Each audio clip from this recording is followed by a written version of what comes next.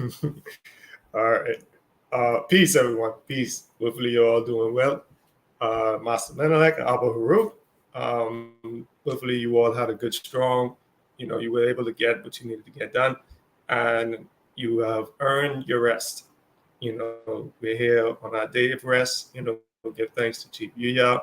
Um, all praises and acknowledgement to the Most High as we move into our Shabbat, a time of rest and fellowship. It's good to see you all again. Good to see you again, Abba Harut. How was your strong? How you doing? It was pretty good. Definitely smoother this week, productive, and nice hot wind or not wind, hot heat. So it was definitely pretty good. And then as always, preparing for this. So but anywho, with that, how was your strong going? How's everything? It's going well. Yeah, well, it was like a blur, because there's a lot going on. You Yeah. know what I mean? Yeah. But it was all good. For the most part, exciting. Peace after Hava. Peace to Fuya. Peace. Ime.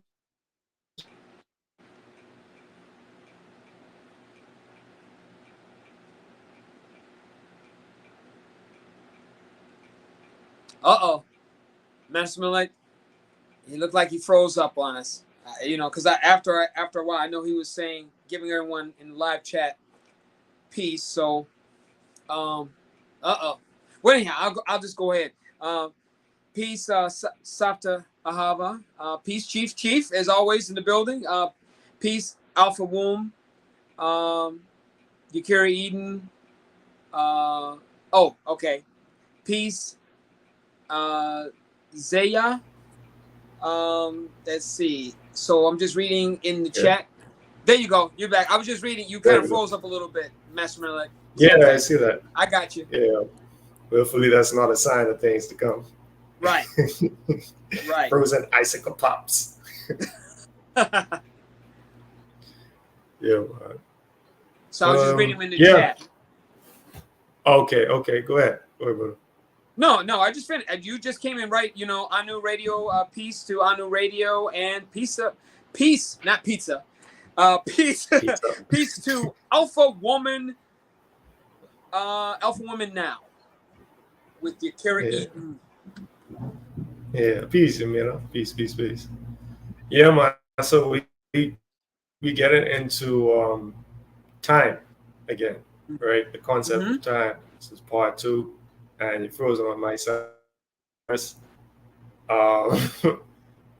think you can all still hear me though. Yeah, I can still hear you. We can still hear me? Yes. Okay. I can still hear you. Good. Yeah. Which we had a good strong of advance, and you're frozen again. Hopefully, this. All right, this is what we doing now. Okay. Yeah. Bring it on. We just keep rolling. We got. Yeah, we had a good strong. Right, we had a good strong. The sisters came through with a great build last strong, and then we had Akizak, who went for like 4.5 hours. He went overtime. He put in that overtime with dealing with being in the flow. And then we of course had our study session, and we had Aki El Kara come through with the code sciences. And now here we are again, moving into our Shabbat.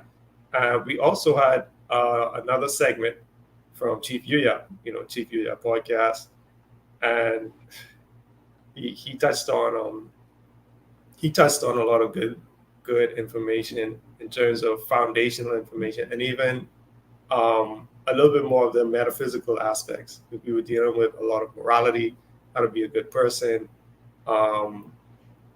psychology, the Jezebel concept, all of these different things. Yeah, man. So those are all things that we touched on. And the upcoming movie, I actually saw this movie at the recommendation of Aki Zak. He said that it was mentioned during the winter retreat. And I'm going to mess up this title. I know I am. But Children Who Chase Lost Voices from Down Below. I think that's the I think that's the name of the movie. It's an anime. It was a cool movie. I'm looking forward to seeing it again. You know, but yeah, with this concept of time, what we talking about tonight, Abba Harut? Wow, we're gonna expound more. That's why we as we begin this, because I was sitting here and I was thinking it's so funny with Aki Zach when he was sharing about being in the flow, and then Chief, Chief when Chief always brings that extra knowledge, wisdom coming with it, and then further understanding. Um, we look at time like I was sharing. You and I were talking yesterday, and during the past strong, and a couple of things was that it's amazing. And not that I never think about it. I think about it all the time. When I start my dawning, I'm always looking for the sun. And then how I know, like we were just talking about the seasons, it's like, okay, as soon as the sun starts rising, it's like, oh, okay, it's dawning. We're getting ready to go into dawning. And I don't. And of course I beat my alarm clock. There's sometimes I beat my alarm clock, but I was. Those were the moments that I was thinking about during the summer, because spring and summer is always my favorite time of the year, but more so again when that darkness breaks, and then because my bedroom, I don't believe in shades, or so like you said, so I'm able to see the light come through, and through my windows, and I love it because I love natural lighting, natural everything. So one of my enjoyments of course, when I do get up in the middle of the night, and I have this, like I said, this eternal clock that gets that I get up at certain times of night because I'm so used to getting up so early. And when I do get up, one of the things how I measure it, and I don't even look at the alarm clock, it's just I measure it like if the dawning's breaking, and then we know if the sun is arising. And it's like as soon as I notice, like, it's time to start your dawning. And so that's something that I was, if you think about life without a cell phone, without a clock or watch or anything, how would you measure it? How would you measure time if you didn't have that? I think most of us take it for granted, but that's why I was using the example of the sun. The sun gets up at a certain time every day, and so yeah, I just wanted to share that, and then we go further into our fellowship. As we're at this time, Sabbath, we're preparing for the. It's funny as I'm talking, my window's open and like, okay, sun's not down yet, but we're going into Sabbath, and then that's where our rest of the day is going to come. So this will be perfect timing and everything in alignment to what we're preparing for. So I'm excited about our share tonight, definitely, and we'll just mosey along.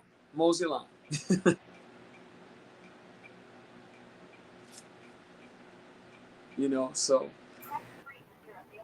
Yeah, I'm just here trying to I don't know. I'm here trying to see what I can do about this Wi-Fi situation because it's so weak. So you see me looking down and doing all these things. right. I'm trying to make sure that I can strengthen this connection for what we're doing. But yeah, in terms of feeling like having that internal clock, and Mm-hmm. moving at a certain rhythm of the day, um, that's super important because um, the last time we were on, and we were talking about time, and we had so many notes and so many things that we wanted to touch on that we were like, we're probably going to go over time, and I really want to not make time punch this Right. this segment because you made like three in like the 2 minutes before we hit play, we hit live. Um, but yeah,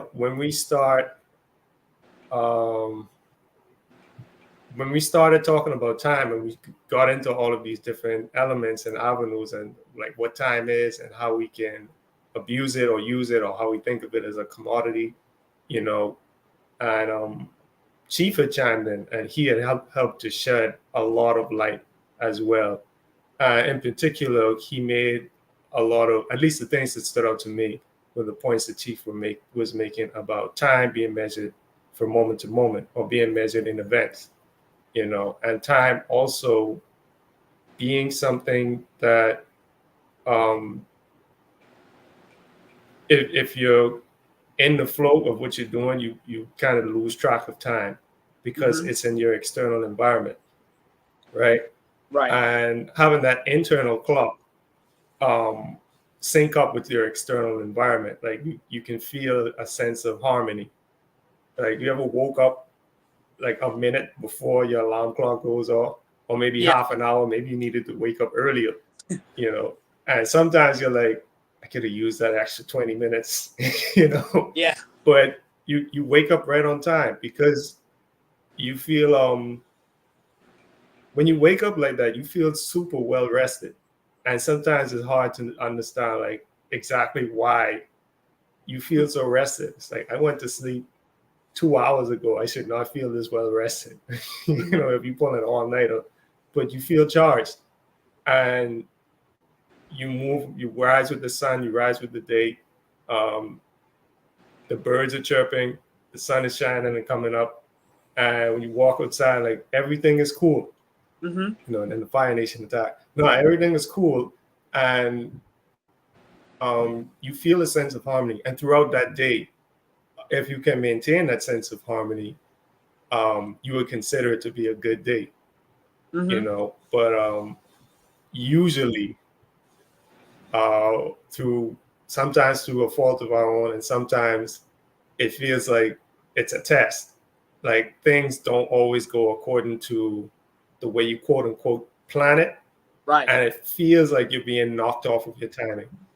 And that can frustrate you if you're trying to control the way that the day flows.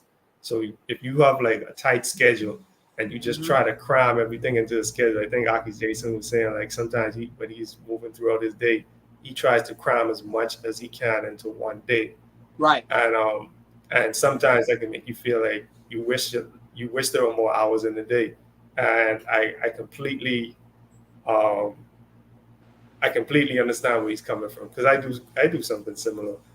I'll do a bunch of stuff, skip out on sleep, and it kind of messes up with your rhythm, your circadian rhythm. Right. You know, like the way that your biological clock moves. Like you were talking about waking up early in the dawn and you see the sun rising. You kind of wake up and you know it's gonna be a good day, right? And you feel like, in a sense, you say it in a sense, or you think it in a sense that it's going to be a good day because the things that will happen around me will feel as good as this moment.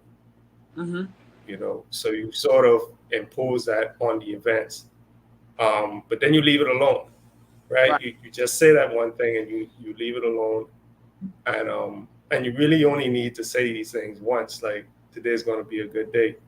But from moment to moment, you're still programming your day. You know, like, you don't say, it's not like first come first serve. Like, the first thing you say in the dawning, it trumps everything else you say throughout the rest of the day. Right. You know, you still have to maintain your integrity and that one trajectory. You can't you can't expect for the day to just unfold the way you want it to. And if you get knocked off of your square, you know, and like something happens and you didn't expect it, and you're detached, it's like, oh, okay, cool, that just happened. Or it can happen and you're like, oh, come on, man, like, this is why I hate Mondays. And then it starts going downhill from there. You know, you just keep, come on, yeah, I'm walking here. You know, it's always something where you keep injecting this negative spirit into the way that your day is going, you know, or the events of your day. And sometimes you can carry that energy from event to event. So it may start out where it's on a high note, like you up here, and it's like, okay, cool, it's good, it's good. Oh, look at the flowers. Oh, look at the birds. It's like, hey, you almost hit me with your car. It's like, oh, okay, anyway, I'm not gonna let it bother me. It's like, oh no, I'm gonna be late for work, and then it just keeps going down and down if you let things like pull you out of that space where no matter what happens, the only thing that matters is that I'm living on purpose. Right. You know, if you're in such a rigid, um, locked gear or rut, and you expect today to play out the way it did yesterday, or you expect today to be better, even though you're doing the exact same things as yesterday. And when you have, oh, I just glanced in the chat. That's funny. When you have an opportunity to inject some positivity into your day, but because you have something hanging over your head, like something happens and you just can't let it go. Right. Someone almost hit you with a car, and it's like, no matter what happens, that's coloring your day. It's not, oh wow, I woke up. Like, you should have seen, like, you're not telling the lady at the counter, if you drink coffee, you go to Starbucks. Mm-hmm. And you know what I'm saying? Like, you should have seen that sunrise today. Did you? What time you get up? You see that sunrise today? That was beautiful. It's usually not that type of conversation. It's usually like, can you believe this fool almost hit me like 3 hours ago with his car? I'm still mad. I'm still mad. I can't believe that people just can't drive. It's 5 p.m. I swear, I was walking. I was right in the street. I had the pedestrian thing was on. Like, Right. It just almost hit me. You know what I mean? And it just colors your entire day. So from moment to moment, your day is being informed by what you're focused on. It's like, all right, you want more of this? I give you more of this. Mm-hmm. And you did not have a good time. Like, people would say that, like, I didn't have a good time, or I'm having such a great time. And like we were talking about the last time we were on, like, all of this is super subjective, right? There are some, like, there's the physics aspects to time too, in terms of how we've learned to measure it and understand it in relationship to all of the other phenomena of physics. But they're events, and we're measuring those events against the other events that are happening around us. So sometimes there could be something good happening in the midst of a bad event for us, and sometimes we may not like it because Right. like, y'all are happy over there laughing and smiling, and my dog just died. My dog just kicked the bucket. He had these worms so this whole time. Now he's gone. Meanwhile, y'all over there laughing at memes. Like, y'all really think this is funny? Y'all think this time to be laughing right now? It's like you're out of sync. Like Chief was mentioning last time, you're out of sync with your external environment. Internally, you feel horrible, Mm-hmm. but sometimes you may want your event to match your feelings. Mm-hmm. And sometimes you may be out of sync in the sense that you're trying to get your feelings to match the event. Mm-hmm. You may not be excited about something, or you may not be interested in something, but you try to match your feelings to the event. People experience this every day when they go to work, or if they got to sit through, I don't know, a court case, or they got to deal with someone's baby shower and they don't really care because they don't like none of them. Or you got to go to a birthday party, celebrate Earth Days, or like funny stuff like that, where you don't want to exist in an environment, but you sort of force yourself to be comfortable there. Right. Or vice versa, where you're not comfortable and you're trying to enforce your discomfort onto everyone else and thrust it onto everyone else. Right. Right. And it's funny because as you were sharing, I always, it's two songs that play in my head. It's been playing all week, all strong, past strong, and then I got another one. I got on my iPhone. It's a song that comes up. It's a beautiful morning. And I mean, I'm playing, and I'm listening to, because again, it's in resonance of when that sun rises. And so, like I said, I love spring. I love spring and summer. I love a hot, everybody's like, oh, it's too hot. No, heck no, it's not hot enough. But then it goes back to, and I think about when he did the Command a Day series. And it's, again, time. What are you doing with your time? What are you utilizing it for? So then it was that. Then it's the other day, yesterday. That's what it was yesterday. James Brown said, I feel good. Da-na-na-na-na-na-na. So when you start having these, when you're resonating this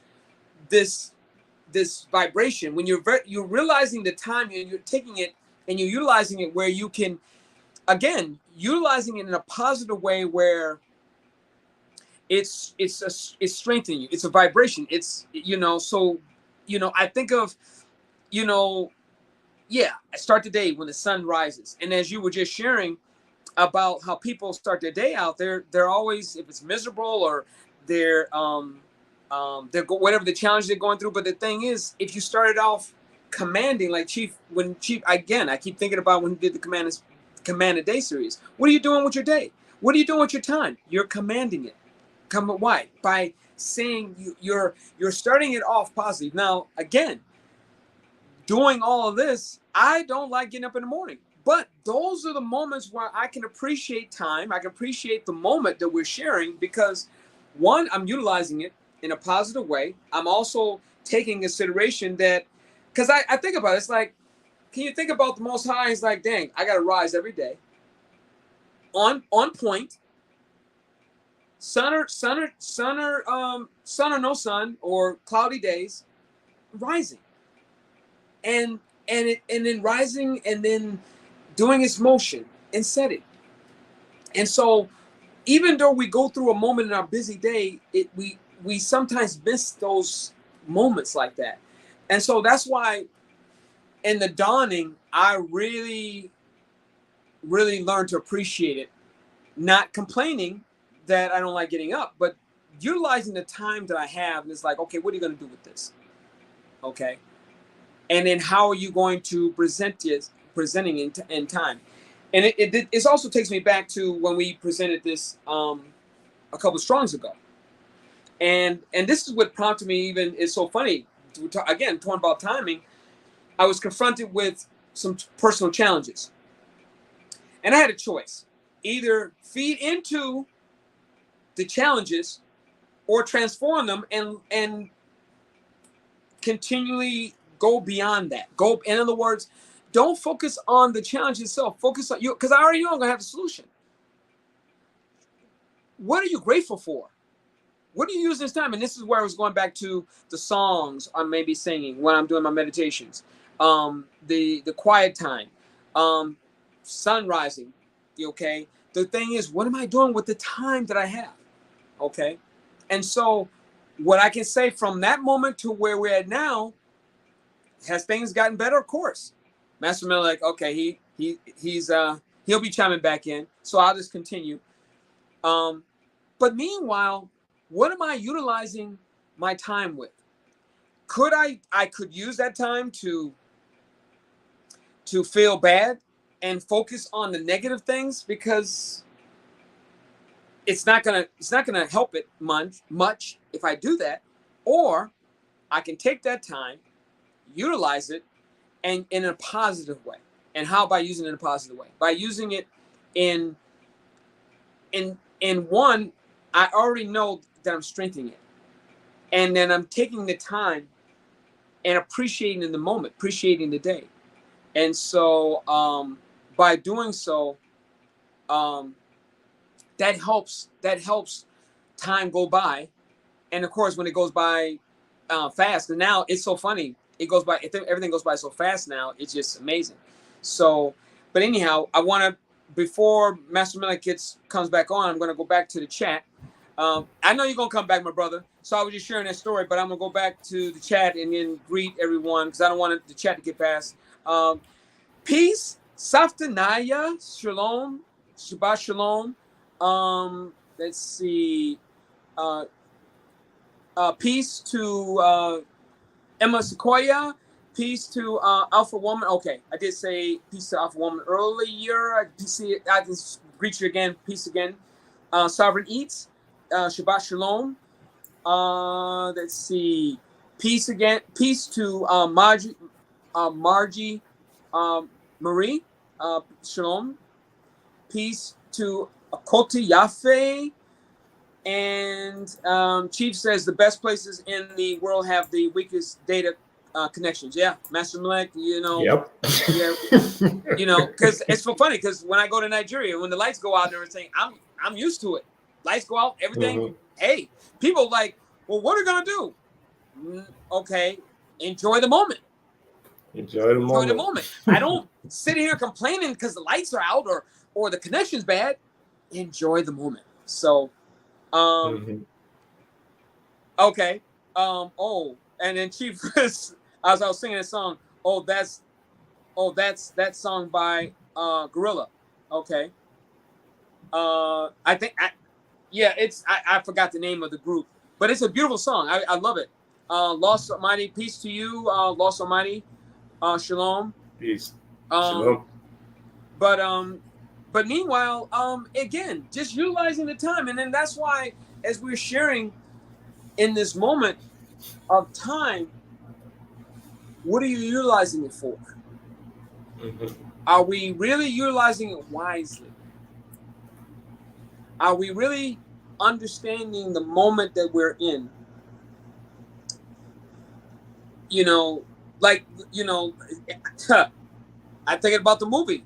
What, dang it, it slips my mind. We were watching where the doctor, The he died, Matrix. and he didn't know that was, okay, he in a different time zone, different moment. He's in the spiritual realm. And Mhm. so from him dying to when that movie's, I mean, wow. I got to watch it again and again because there's so many gems Talking in about Job. Astral City, right? Astro City, yeah. And Right. that's, man. But going back to time, he lost. Then he had to get used to a new way of moving because why? He thought that it's so funny when Chief was breaking it down. Thank you, Emma Sequoia. Yeah, Astro City, where he lost sense of time. He didn't even know he died. It was like he woke up and it's like, where am I? Before you know it, he's like in his zone. And so, but that movie is deep. I mean, man, I love that movie. Like I said, I'm going to watch it again. I'm going to try to watch it again before we get to the next segment we're coming up on tomorrow on Sabbath. So, but the thing is, we can lose sense of time. That's what I was saying about that movie. You can lose the sense of time, and then you're like, where are you going? Yeah. What are you going to do? So yeah, I just want to share that as we continue to build off of this because this is Yeah. yeah, it's a lot to build off of this. And to piggyback on that point, that's a good point you made. With that movie, it's an excellent example of time being measured by events, because as soon as he had passed on, like there were no clocks around. No one was like, "You've been dead for so many years," or you've transitioned on this side for so many years. They were measuring time in terms of Earth time. You know, um, how long it takes for a person to go through their lifetime and come back this way. But you really see, um, yeah, it's a good film, Mm-hmm. Sister Maria. You really see the difference between those different realms, because what they were doing on the astral side, it wasn't bound to human laws, and Right. that was like one of the major pain points of Doctor. I think his name was Andrea. I could be wrong. Something like I, that. I keep calling him Andre, but I think it's Dr. Andrea. And he had this major um, learning curve where he expected everything on that side to play out the same way it would on Earth. You know, well, I'm a doctor and I have a degree, so that should be worth something here. It's like, no, we don't even study your type of medicine. Right. You know what I mean? Because this isn't a human body you're working on. This is Right. a spirit body. When he wanted to get a house, it's like we don't do things like we don't have things like currency. Everything is earned by merit. It's like merit. It's like how long does it take to earn something by merit? Right. And you see Right. all these outrageous time frames, kind of outrageous, but when you look at what people do to get houses on Earth, it's not that outrageous. Like you need like 18 years. Some people take 18 years to buy a house. Like one character said, it took my father 18 years to get a house. It's like 18 years of merit, 18 years worth of good merit. And then you think about it, it's like, well, a lot of mortgages are like 15-year mortgages, 30-year But remember, he's still mortgages. thinking of time. He's thinking 18 years Right. in Earth time. Right. But it didn't bother him at that point because at that point his mind had switched over to merit. Because at first he didn't even start looking for a home or a place to stay because he was thinking about getting back to Earth. Like that was on his mind. How do I get back to Earth? And then it started slowly shifting to how can I serve? How can I serve? And then you see these moments of service and these events start to take precedence over what I want to do and how long is this going to take for me to do this? So how it started becoming, okay, how can I help? I want to be of service. I want to do something.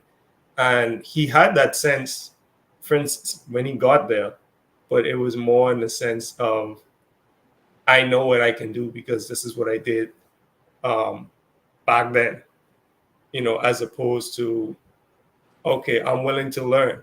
Like how the sister was like, the nurse, she was like, okay, you want to help? Go clean up the area. It's like, that's nurse's work. That's not what I want to do, and then eventually he was like, any way I can help, I'll help because I can see that everyone is inundated. And because the free will was like the law, like no one was forced to do things or coerced to do things. Everything was based off of free will. And character really determined, as it often does, character really determined who was really serving in that space. Mm-hmm. But unlike here, like you can't just pretend to serve someone and get away with it because people don't see the spiritual damage you may be doing to someone, by offering a false sort of service or having a messed up sort of energy vibration, and you're passing that on to someone and you don't realize you're making them sicker. Right. So yeah, in terms of events like that, and then you have that battle between action and inaction, right? Mm-hmm. Because he was like, I want to do something, but I don't know what I can do. My degree doesn't mean nothing. All of my schooling or my career doesn't mean nothing. It's like, no, it measures up to something. It adds up to something, but you're going to have to translate it into the way things move over here. You should have bedside manner. You don't need a degree to learn bedside manner. You don't need a degree for compassion. You get offer these things freely, but you got to do that in the moment. You can't do it thinking, I can't believe I'm stuck here doing this. I used to be a doctor.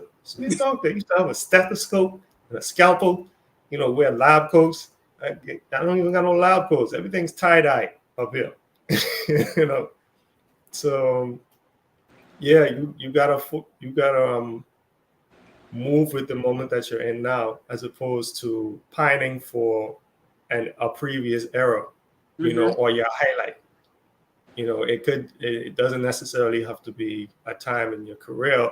It can even be a time in high school, or a time in college, or it could be a time when you were younger and everything seems simpler. You're pining for a previous era or previous yom or previous day when you're in the moment now, you're present now. Again, that goes back to what Chief had mentioned to us, or what Chief had told us about your time being measured by events, and you having to be very aware, like consciously aware. And awareness kept coming up. Like she kept hammering out, you got to be consciously aware. You got to be in the moment. If you're not aware, moments will pass you by and you'll miss them. While you're pining for moments that either could have been or have already gone. You're here now. Mm-hmm.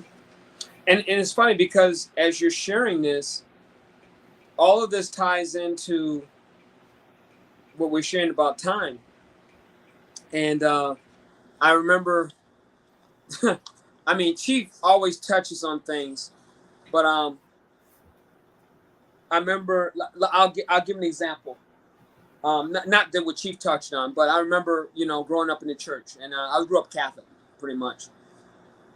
And growing up Catholic, of course, because Sabbath Abba and they were sharing this, and when they were presenting on fellowship some strongs ago, and then I remember receiving communion every day because I was very active. I was very active in the church, and of course I served, mass, and even as an altar boy, I went through all that stuff. So I went every day, and for those of you in the chat outside of a new. If you raised religiously, or in some essence, going back to timing, I was very devout, and so there was a moment where I never imagined not receiving communion. Then it was like that when that time broke for me to going back to that doctor. It's like, okay, break this. So my mind was like, okay, wait a minute, I can't break this because, after I knew it was not meant for me to do it anymore. So again, letting go. And so, but the brain is like, you've been doing this for so many years. You got to get communion because you get that nourishment from the Most High, right? So, because we're taught, they were taught in the church that you're partaking of that body blood, and in that course, that's the communion that communion you're ingesting Christ, right? So, of course, I'm believing in this story. I'm believing in the whole thing because I was raised this way. But then it came to a moment, the one I was freed from those moments, that my mind still went through the doubt, like that doctor. He still was like trying to do things the way he was in the. And of course, I didn't die. Of course, whew, thank goodness. But anyhow, he died, but he had to change things. But same thing on earth. Sometimes we still have to let go. So I went through some years of letting that go. And so, but it took me time to adjust because why? I was doing it for so long. And the concept was I was not connected to Christ. So, so with this, I'm saying this because Chief is always teaching us is that, and I love it because growing up, not only growing from that moment, and then I was with the Arisha community. Okay. And of course, we know they do a lot of blood sacrifice. And I was only in it for a couple of years. I had no problem doing it, but the point is, there was a part of me is like, why am I doing this? But at that time, I didn't have anybody to really explain until I came until with Chief. And then when Chief shared, I forgot what segment I was listening to, but Chief was sharing about, that you deal with that stuff. Obedience is greater than sacrifice. So I'm like, when I heard him say that, I'm like, obedience is greater than sacrifice. Matter of fact, no, this is what happened. I think we were in a segment together with the women and the men. And she was like, y'all know what y'all doing. Y'all go around talking about Oshun and Ogun and Shango and this and and y'all doing all these blood sacrifices. I'm like, y'all don't know what the hell you doing. Matter of fact, throw that. So I was like, whoa, because again, going back to some time, like, damn, if I do that, then Chief broke it down. He's like, one, every time you do that, you're going to keep having to feed it, just like the communion. I was feeding in the church. I'm going to have to keep on what? Feeding it. But what are you doing? You're feeding a lower nature. You're not even, that's not even feeding your God. That's not even your Elohim. So then that blew my mind. I was like, damn. So that's how I'm like, so coming into the Anu and understanding a new paradigm, time. You talk about timing? I'm like, I look back at all that stuff that I did. And of course, the body and mind have to because when you do, even though I didn't do it for a long time, I'm pretty sure, and I know Chief might have done it way longer than me and other people, but then I'm sharing the story for a reason, because some of us still stuck in those old ways of doing things. Why? Because we don't want to grow. We don't want to let go. And so it wasn't until from those moments, and then the Most High, now I'm gravitating to obedience is greater than sacrifice. Obedience is greater than sacrifice. So that means, and then Chief shared about it last some strong ago, not some strong ago. Excuse me, I'm messing up when I say that on with Aki Zach about in the flow is like, offer yourself. You are the sacrifice. And so you know what? As I'll continue, but we're going to bring up some scripture reading. We're gonna go. What is that? Romans. I'm just trying to remember. Romans 12. There we go. Romans 12. I beseech you, therefore, brethren, by the I'm reading the version. It's so small. By the mercies of God, that ye present your bodies a living sacrifice, holy, acceptable unto God, which is your reasonable service. When I read that, it was like, because I read it before, but when you take on, because when Chief shared that obedience is greater than sacrifice, offer yourself. You'd be the offering. Don't go get any more chickens, doves, turtles, geese, whatever. Now you become the living sacrifice. Did you know that, and this is the thing I can share with everyone being an Anu. When you offer yourself and you're offering it to our Elohim, one that's far greater, why is that? Because one, you're in other words, it's you directly to the Most High. And this is correlating to what I'm sharing about time. It's time. When Chief mentioned that in the flow last week, and for those who didn't get to, to go back. Yeah, it's 4 hours, but that was the bomb. That's like, that was a bomb. Because when he broke it down, when Aki Zach was talking about being in the flow, then this is going back to timing, like we were talking about in the dawning, being in the flow. So when you offer yourself as a living sacrifice, so these are the things I've been studying for the last couple of months, and then Chief keeps going more and more to expound on it, to share.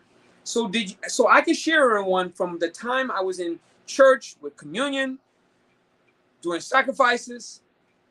And then now in our new, because we're in a whole new realm, because you don't do that anymore, you are the sacrifice. So now when you offer the selfless sacrifice, and this is also timing into what I've noticed going on this year. I say this because I watched that the more I offered myself to the Most High in service, being a steward, doing the things you may not want to do it anyway. And so when you do that, I noticed that any challenges I face or are facing, it's not like I was sharing about last time we did this presentation. I was faced with some personal challenges, but now it's like because the Most High was sharing with me, like, don't focus on that. I already got you. You're already covered. No, and I'm gonna tell you something. Part of me, there was still that part in my mind was, well, you know what? Chief ain't gonna know. Go offer some chicken or a rooster to one of those Orishas. But I've already left that alone.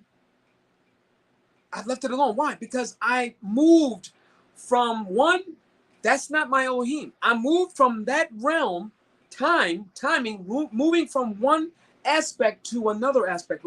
Because why? It was time for me to, one, grow. It was time for me to understand that serving our Elohim and theirs is two different things. And it's time, because if you now, when you move with that being on timing, because and I'm watching how the Most High works with me. Master Menyelek is having this connection issue, but he'll come back in. But the point is, it's time to move. It's time to grow.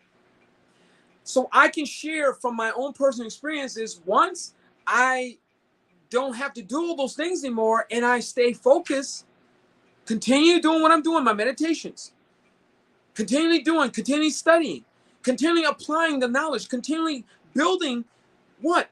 The kingdom, building the resonance within me, because that's the thing. The Most High's resonance, his ashe, his dominance over me.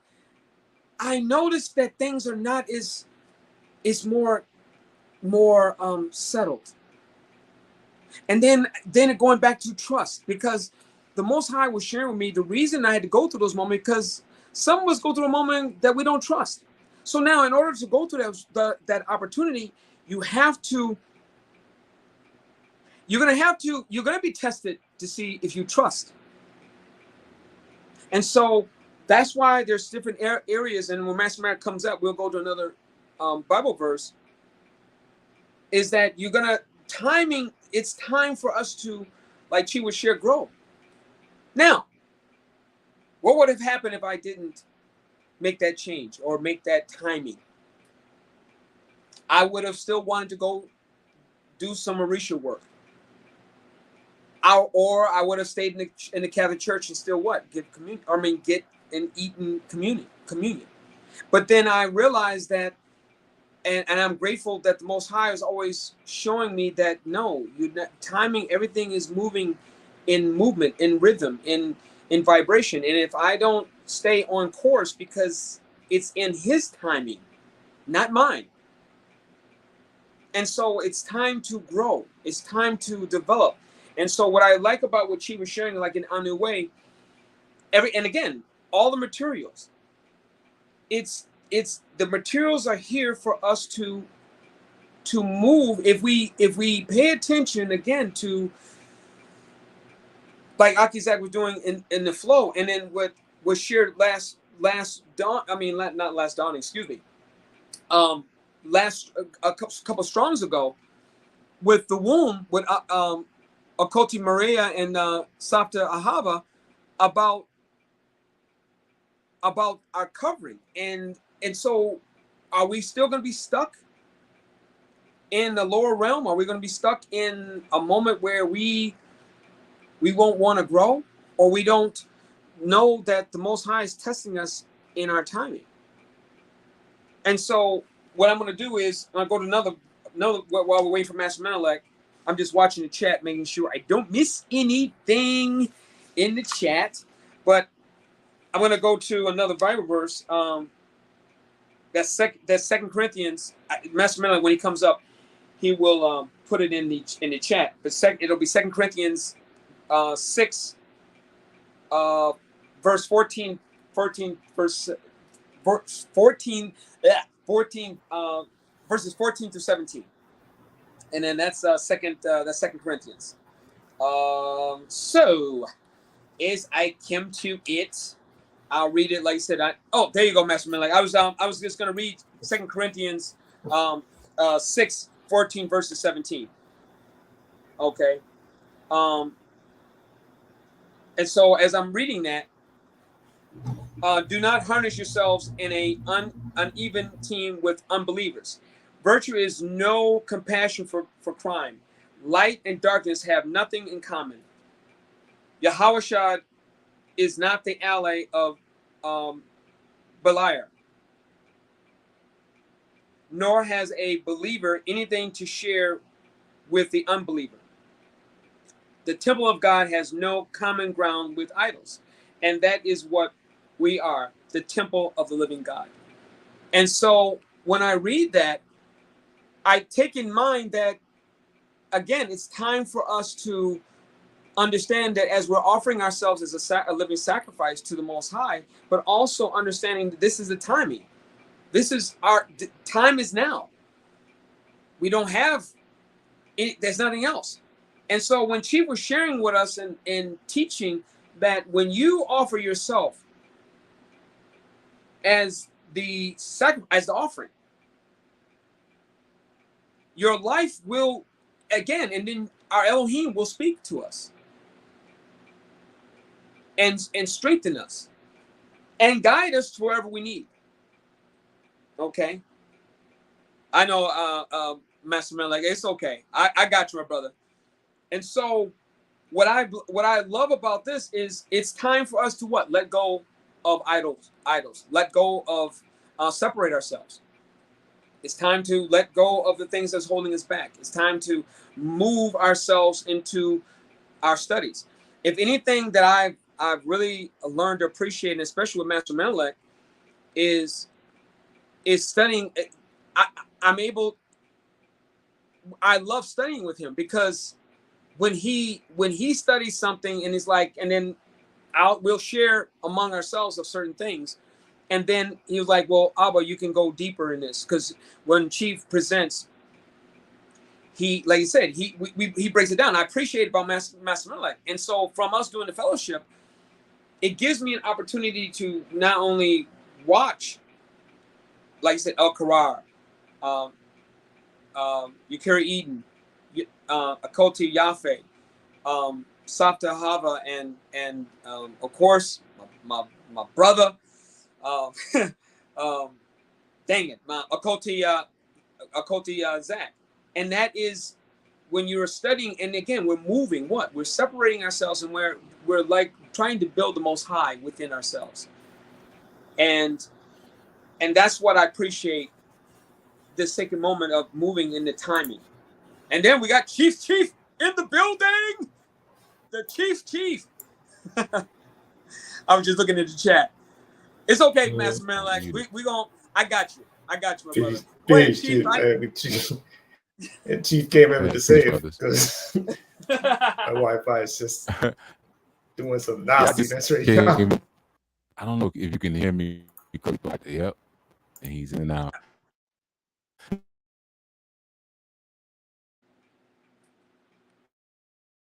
I think the muting thing has to come back out of Herut, because if Chief is speaking and you're muted, so I muted you. If Chief is speaking and you're unmuted, the sound is going to be messed up again. So okay, so you mute me again? I was muting. Okay. Yeah, I'm sorry, Chief. You were saying something? Sound was in and out.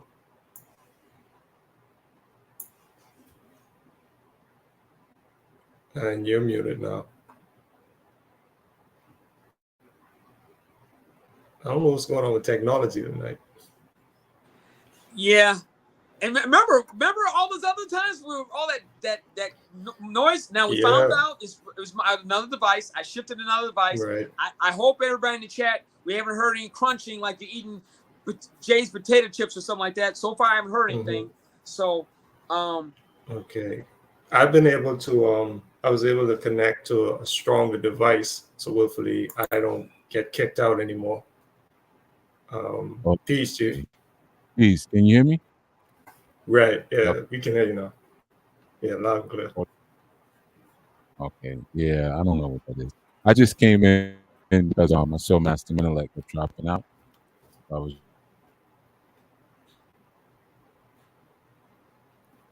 Okay. Yeah, definitely give thanks. Yeah, I hooked up to a different Wi-Fi. Willfully, that helps with stabilizing everything. But definitely give thanks. Give thanks for filling the space, Chief. I'm a root. My apologies. I completely fell off with what you were speaking about. no, I was just using an example of how it's the timing. The timing is now that's why we went to 2 Corinthians, and the time is now to let go. And like I was using an example about when I was in the church, communion and doing this little sacrifice and all that stuff. And now I don't have to do that anymore. I don't participate in this anymore. Because why? I don't need it. So when Chief was teaching us, like, no, you be the sacrifice. You offer yourself. So I took that challenge because I'm like, dang, no one's ever taught about that. So when other than Chief is the only one I've heard talk about that. So when he shared that, and I can share in my own personal experience that, and I say this because when you're going through a challenge, you're always used to looking for the old way of doing things. And it's like, no. And my mind was like, no, you don't have to do that anymore. You got something new. Utilize that. And so this is literally the first time I was able to do it. And I can tell you, it's the greatest moment. Like Chief said, when you offer yourself to the Most High, and Chief was just touching this on the podcast. You know, when you're offering, you're gonna see the difference. You're gonna definitely see the difference. And because when I hear the Most High, it's like, listen, I got you through this. When's the moments, if you do what I ask you to do, when have there been moments that I didn't? If you do what you're supposed to do, why would I leave you hanging? And then I'm understanding. So when I have these conversations, I'm like, and I'm noticing within this last year something different. And that is, like Chief was sharing, and that's what I was saying about the timing. Timing was letting go the old way. This is what we do, and can continually build on that. Like we're building on this topic. So that's what I was just using that as an example. Okay, I got you. Yeah, and that you do bring up a good point. Like, not too many people talk about being a sacrifice. Typically, when you hear people say you're gonna have to sacrifice some things, they're usually things that you're comfortable with sacrificing.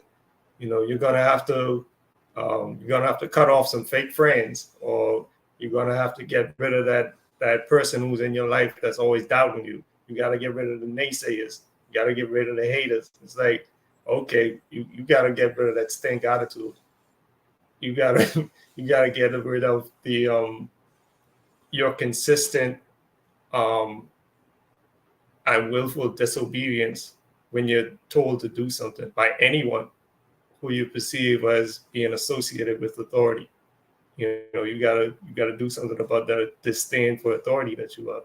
Like, no one talks about that. It's usually just, you gotta get rid of the things that you gotta get rid of, and it's popular to talk about having this problem. I have a lot of fake people around me. Question, brothers. Can you hear me? Yes. Cool. Yeah. So when you speak about that idea of sort of being able to humble yourself to authority in that sense, what do you think happens in a sense when people don't? And what I'm referring to is like their connection with everything else around them, right? So we may walk through life and know that certain things have to respond by command, right? So let's just say animals, for instance. We're given dominion over the animals. But if we choose to be arrogant and never want to submit ourselves to any sort of authority, does that mess up our degree of authority that we have in the earth? I would say yes. Yeah, I definitely say yes. Yes. Okay. How do you think that manifests? Go ahead, Abba. I'm sorry. I'm just like tap tap tap tap. Go ahead. And I'm just listening to Chief's question and to answer it. How it by not Chief, can you say it one more time? I apologize because I'm there. Yeah, could you say it one more time with the question, please? If you don't listen to anything, should anything listen to you? No, because you're not flowing with authority. I go back to was shared some time ago. You're not flowing, or better yet, you're flowing in a negative direction. I look at it that way. By like submitting, like you just shared, honoring authority. Like example, Chief, when you teach us, you are an authority figure. I know the Most High speaking through you. How? By those who live their life, you're living it. You lived it. You're striving. You're continually building. So why would I not honor that authority? And so that's where that's a letter of, that's respect. It's like the same thing we say as parents. How do you expect authority of your child if you don't have that respect and authority? So it's gotta have respect. And so what? We live in a world where, and that's another thing. It's funny thing you said about authority. I have the greatest love and respect authority for you because why? You live it. Well, you're an example. I think about, like, for instance, Cadman or Adom, and I think about how, the angels were, or the Elohim, the sons of creation, rather, to be more specific, were told to prostrate in front of Adom, or mankind. And as the story goes, there was one that was like, "No, I'm not doing that. I don't see why I don't see where that makes sense. Why I want to do that." But the authority that Adom had was the authority based on his knowledge, because it was the Supreme who taught Adom. So they weren't just bowing down like, "Hey, this is my new shiny toy. Bow down in front of it." It was like, I've endowed this individual with my knowledge. I've endowed them with willpower, which, is critical. And most importantly, with the power to create, So based on those things, you need to bow down. You need to prostrate, And so when you speak about that authority, I think what's important to recognize is that, do we respect the line that is speaking through that person, right? Because that's really what so it's like how you use the example of children. So children would be able to see our authority or recognize our authority because of what they see streaming down through us. Not just, well, hopefully not just because they're afraid of us, what's going to happen, but that authority that flows through. So when that's missing, I'll ask Master Menyelek this too. Like when you have a lack of that stream, how do you think that may manifest? I'll say it manifests in a very disjointed way, where someone who's not, like, let's say you listen sometimes and you don't listen others. I'm comparing it to my current experience, because I was in and out just now, so I heard some of what you said and some of what you didn't. And the temptation is present to try to fill in the gaps with your own thoughts, right? Something that didn't come from the creator. You just make stuff up and hope no one realized that. Like, they focus on the stuff that was right and disregard the things that are wrong. You hope it's one of those situations. And Right. what happens is you create chaos, because you can't step back and say, or humble yourself and say, either I don't want to do what you're telling me. Like, I don't want to understand what you got going on. I'll just be straight up, or maybe even I didn't catch all of that. I was a little slow. Like, you had me in the beginning, but then you lost me. Like Abba Herut said, like, I'm sorry, could you say that again? Yeah. And Go ahead, brother. I'm sorry.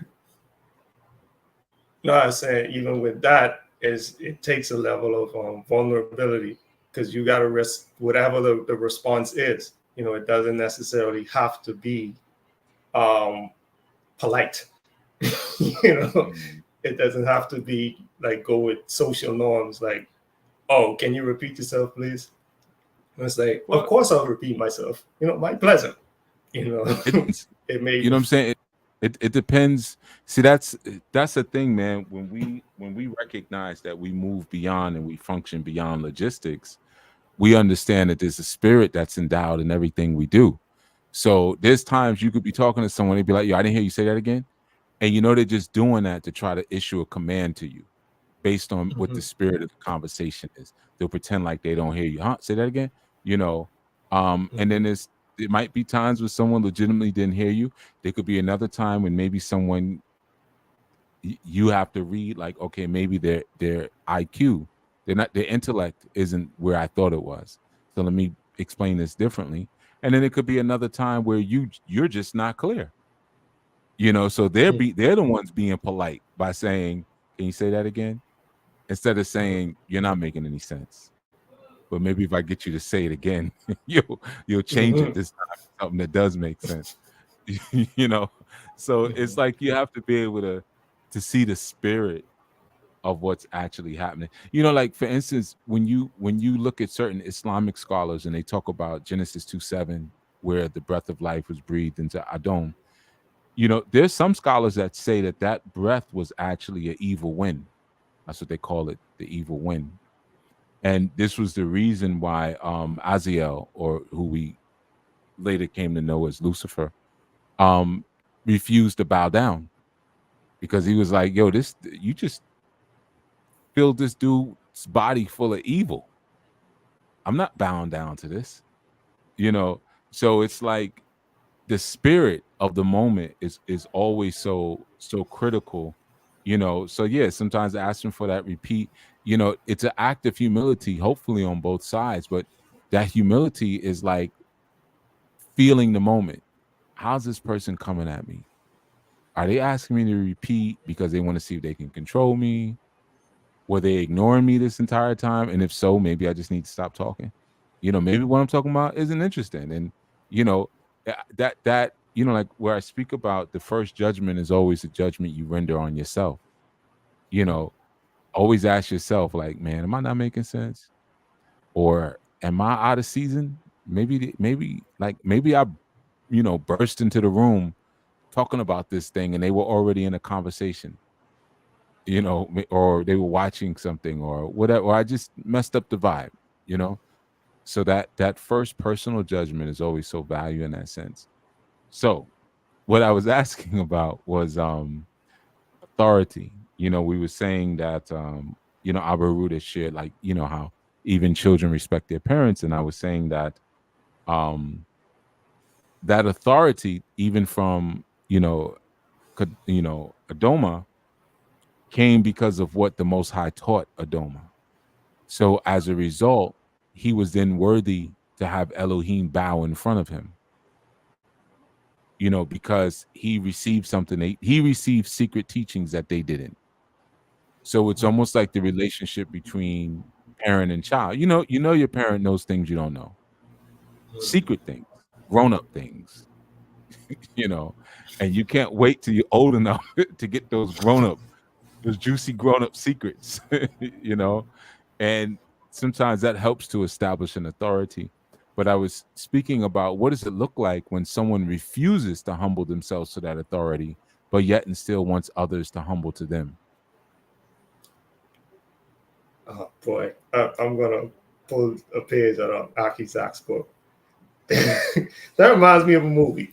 Uh-oh. He only got 3. Happy Feet, Lion King, The Matrix. Oh, Fight Club. 4. Right. The Wild God. You gotta keep that in his back pocket.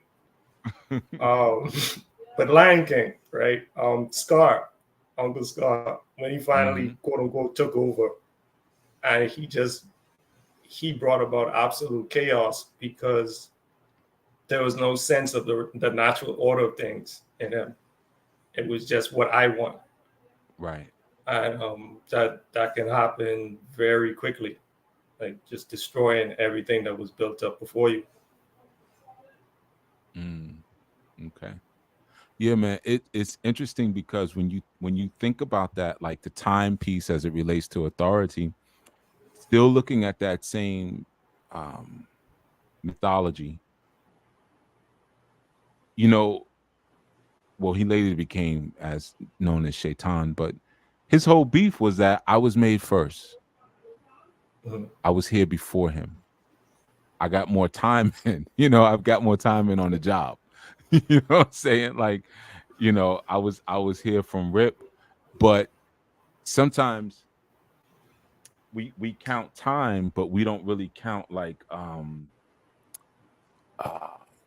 how can I put it? Like, yeah, like what someone has made it. Like, for instance, if I'm with a bunch of young people, when I say young, let's say teenagers, and we're getting ready to work a job or something. Let's say I don't know, something make, like fast food. I'm trying to think of something I've never done. I've never worked fast food, and to me it always looked really hard. I know it's not, but it's always something I wanted to do, like for one day, just to see if I could do it. You ever worked in the kitchen at all, or just fast food? Both. I think I could flow around a kitchen, because I've prepared food for a lot of people multiple times, soup kitchens and things like that. But fast food is just like, I don't know, it just looks like there's a lot going on at once, and yeah, there's a lot of rules, and yeah, just a lot going on at once, man. It always looked complicated. I never had a regular teenage job when I was a teenager. I always had adult jobs, so it just always looked complex. But if I was to go into that environment, yeah, there would be some submission to those who were there, not just because they have more time on the job, but because truthfully, like, my feet are probably gonna get tired before theirs. Like, yeah, they probably can maybe outlast me a little bit, man.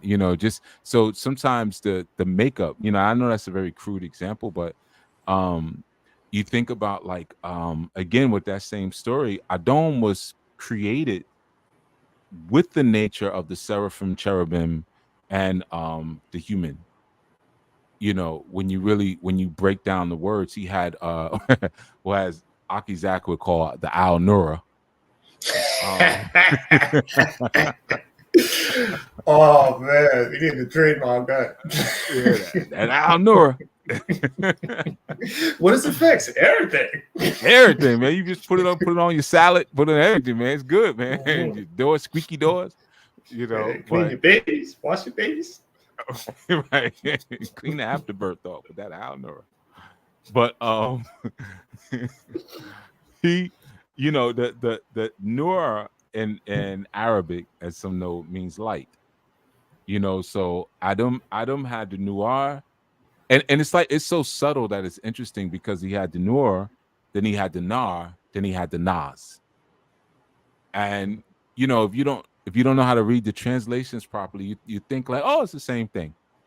But yes, I would get caught up in that. Similar. Yeah, it's so close, But like the Nur is light, and the Nar is fire, and the Az is the nature of humanity. Whereas the Elohim, the sons of creation, only have the Na'ar, which is the fire. So when you read the Quran, like, Aziel's big beef was like, yo, I was made before him of smokeless fire, which is the same thing the jinn are made of, right? That smokeless fire is the Na'ar, right? So he's like, yo, I'm a cherubim. The cherubims are fire, but fire is pride. So he was pure pride, and the Most High was like, yeah, but this thing here that I made, I balanced him out, because I gave him this na'az, this humanity, which tempers the pride. And not only does he have fire, but he also has light. You see? So like sometimes it's also recognizing the makeup. Something may be different than you. It may have been, or someone may have been endowed more than you have. And that might be a reason for humility, Yeah, true. There are certain people where you can feel it coming off of them. Like sometimes they may not even recognize it themselves, but you can feel it when you stand around. Like, what are you? You're like everybody else here. What's going on with you? Where you Right. from? That some people would say, like, where you from? But Just the way you could it's see it going. in the reverse though. You ever notice it like when someone, sometimes you see with children, where you could just tell this person is no good and they're never going to be any good. You almost don't want to say it because it's like, well, who am I to condemn someone? But this person is just rotten. You know what I mean? Or you have that cousin that you never want to leave them alone in a room by themselves. Like this dude, you can see him looking around when he walks in, like he's casing the joint. He gonna Shifty rob us eye. blind. Yeah, he's Shifty all eye shifty. weasel. Like, you sure we related? How exactly are we related? You know what I mean? Like, he's gonna steal everything. Something's gonna be going when he leaves. It could be the simplest, smallest thing. He doesn't feel good until he's got something in his pocket walking out. But Denzel, I'm leaving there with something. right. So sometimes maybe there's a difficulty recognizing it in terms of the specialness, but I think we can recognize it when someone is just pure malevolence. It becomes easier to spot it, if you will. And in anyone who's pure malevolence, of course, there's going to be offspring. It's not. See, that's the mistake of like a devil or the devil, because it allows so many other people to get away. Like the devil. No, it ain't just one. There's a bunch of them. So it's like you might be one of them too. Don't go nowhere. Stay right there. Yeah. Be like, well, there's one devil, so investigation is it ain't still me. open. Right, exactly. There's plenty of room. You know what I mean? Because that just by the different terminology. You have devil, you have shaitan, you have it, you have, like I said, there's so many to Lucifer. I don't know if I say Lucifer. The dragon, the serpent. So this is a family. There's a bunch of them. So of course there's going to be manifestations. Yeah, going to be manifestation. It just made me think about when you were talking about obedience and authority. How people imagine that they can live this very prideful sort of existence, and I do what I want. I don't listen to anybody. I got this, but then expect these celestial forces to bow down for them.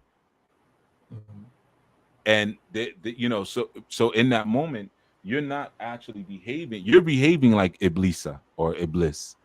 You're behaving that way, but you still want the recognition of someone who isn't. You still want the original authority that the Most High gave to Adon. Yeah. Or even the bailout from the person who you were just chastising for being beneath you like 20 seconds ago. I remember seeing this one video where this guy, he was just a lady who was driving by, she was pulling out of the parking lot, and he tried to stop her, and she was like, I don't have any spare change, sorry. And he's like, no, you don't understand. She's like, I don't have any spare change. I saw sorry. it. And he's I like, know the one you're talking your about. purse is on top of the car. Right. She just grabbed it and threw it in the passenger seat and gave him a dirty look and like, mind your business. She just drove off.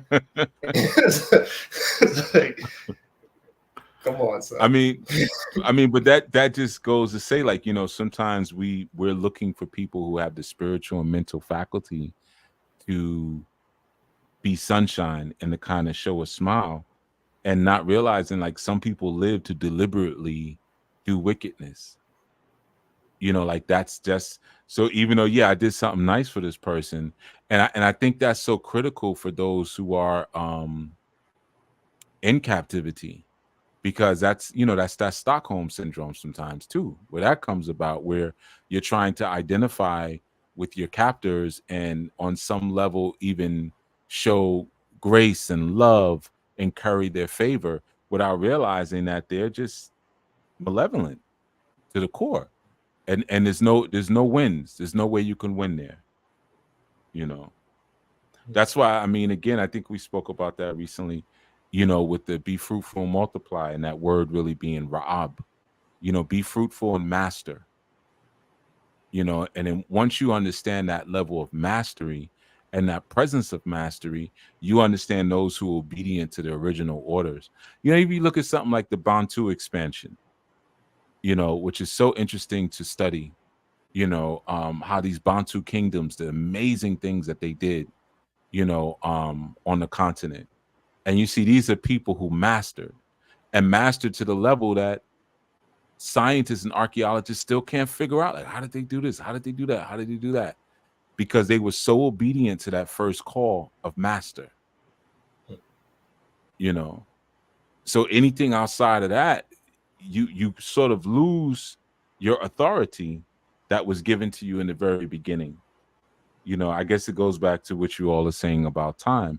Is it a waste of time? Are you living a life that's a waste if you're not functioning with your ground orders, your ground rules, your first primary directives? Because if you're not, then you lose all of your power. Adam's power was in his power over the Elohim was in his acting on the wisdom that he was given.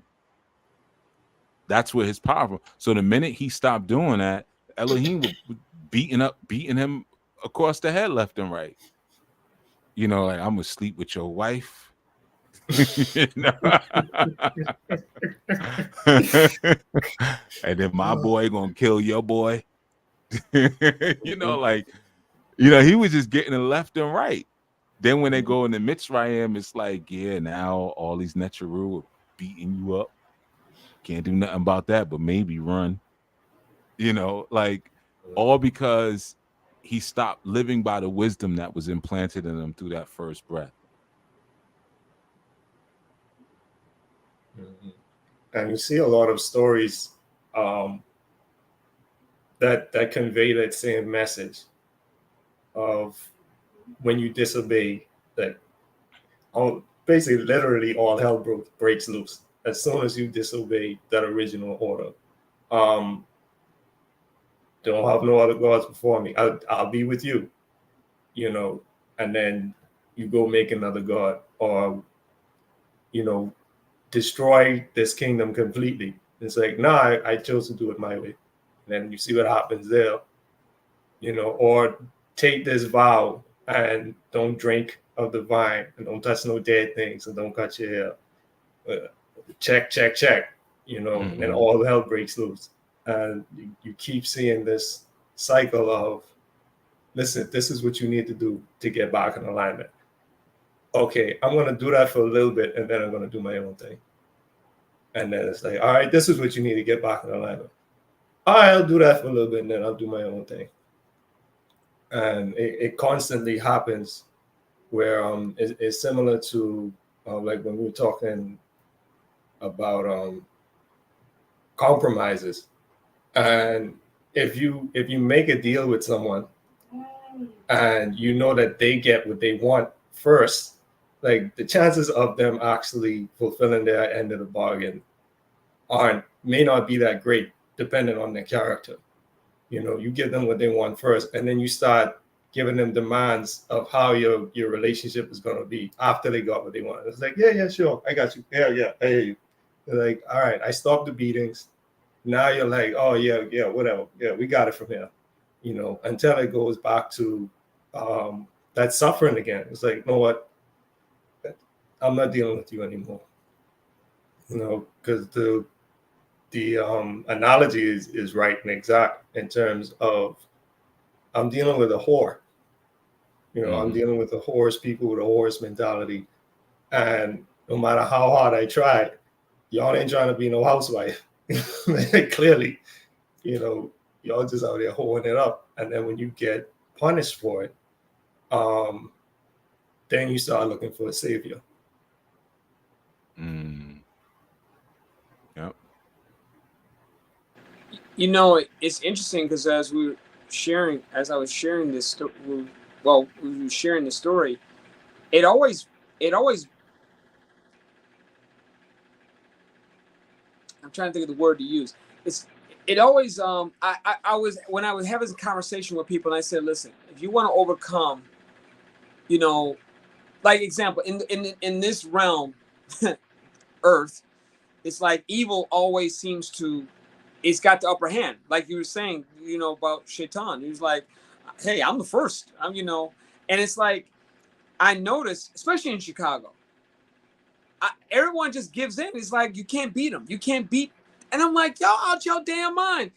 All you do is, and it's always boggled me. That's the word. I was trying to think of it. You know, I'm having one of those Aki Zach moments. I'm like, it always boggles me because when I was having conversation with people, people would literally give in to the evil, or it's like there isn't, like it's no other way. Like, no, just give into it.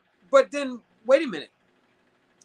If you just be obedient and you, like I said, coming into Anu is a refreshing, Chief, because everything you've taught, you continue to taught, you keep breaking down everything. It's like more and more, and it's like, wow, whoa. You know, like I think like you said, you know, I thought about that, Chief, when you said that. But like you said, you know, people, it's easy to give in. Like you was just saying, just well, look at it like this. Even in that easy to give in, look at it like this. What was your forefathers and foremothers? What was the oath that they took in life? What was their oath? I'm gonna say the righteous ones, because No, what was, tell me the oath. You don't oath? know it. You don't know it. No. You know yours, Menyelek?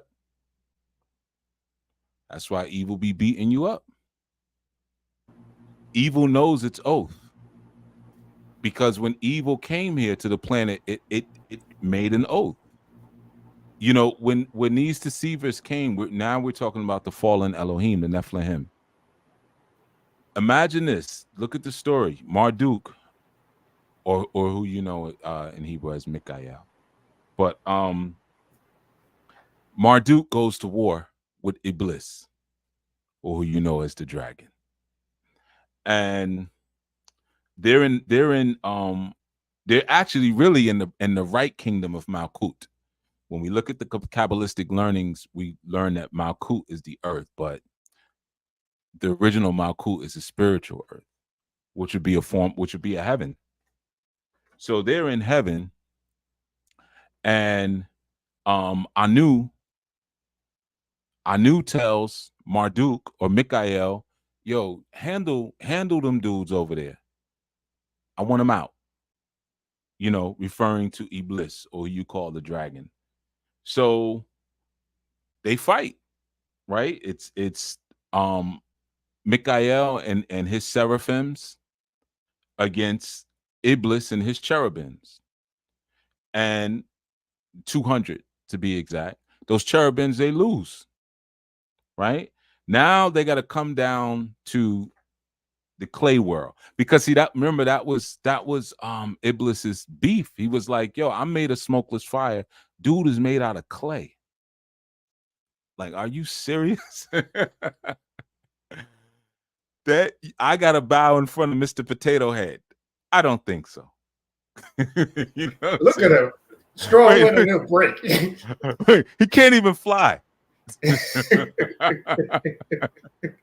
know, he's worthless. Try flapping them wings, fat boy.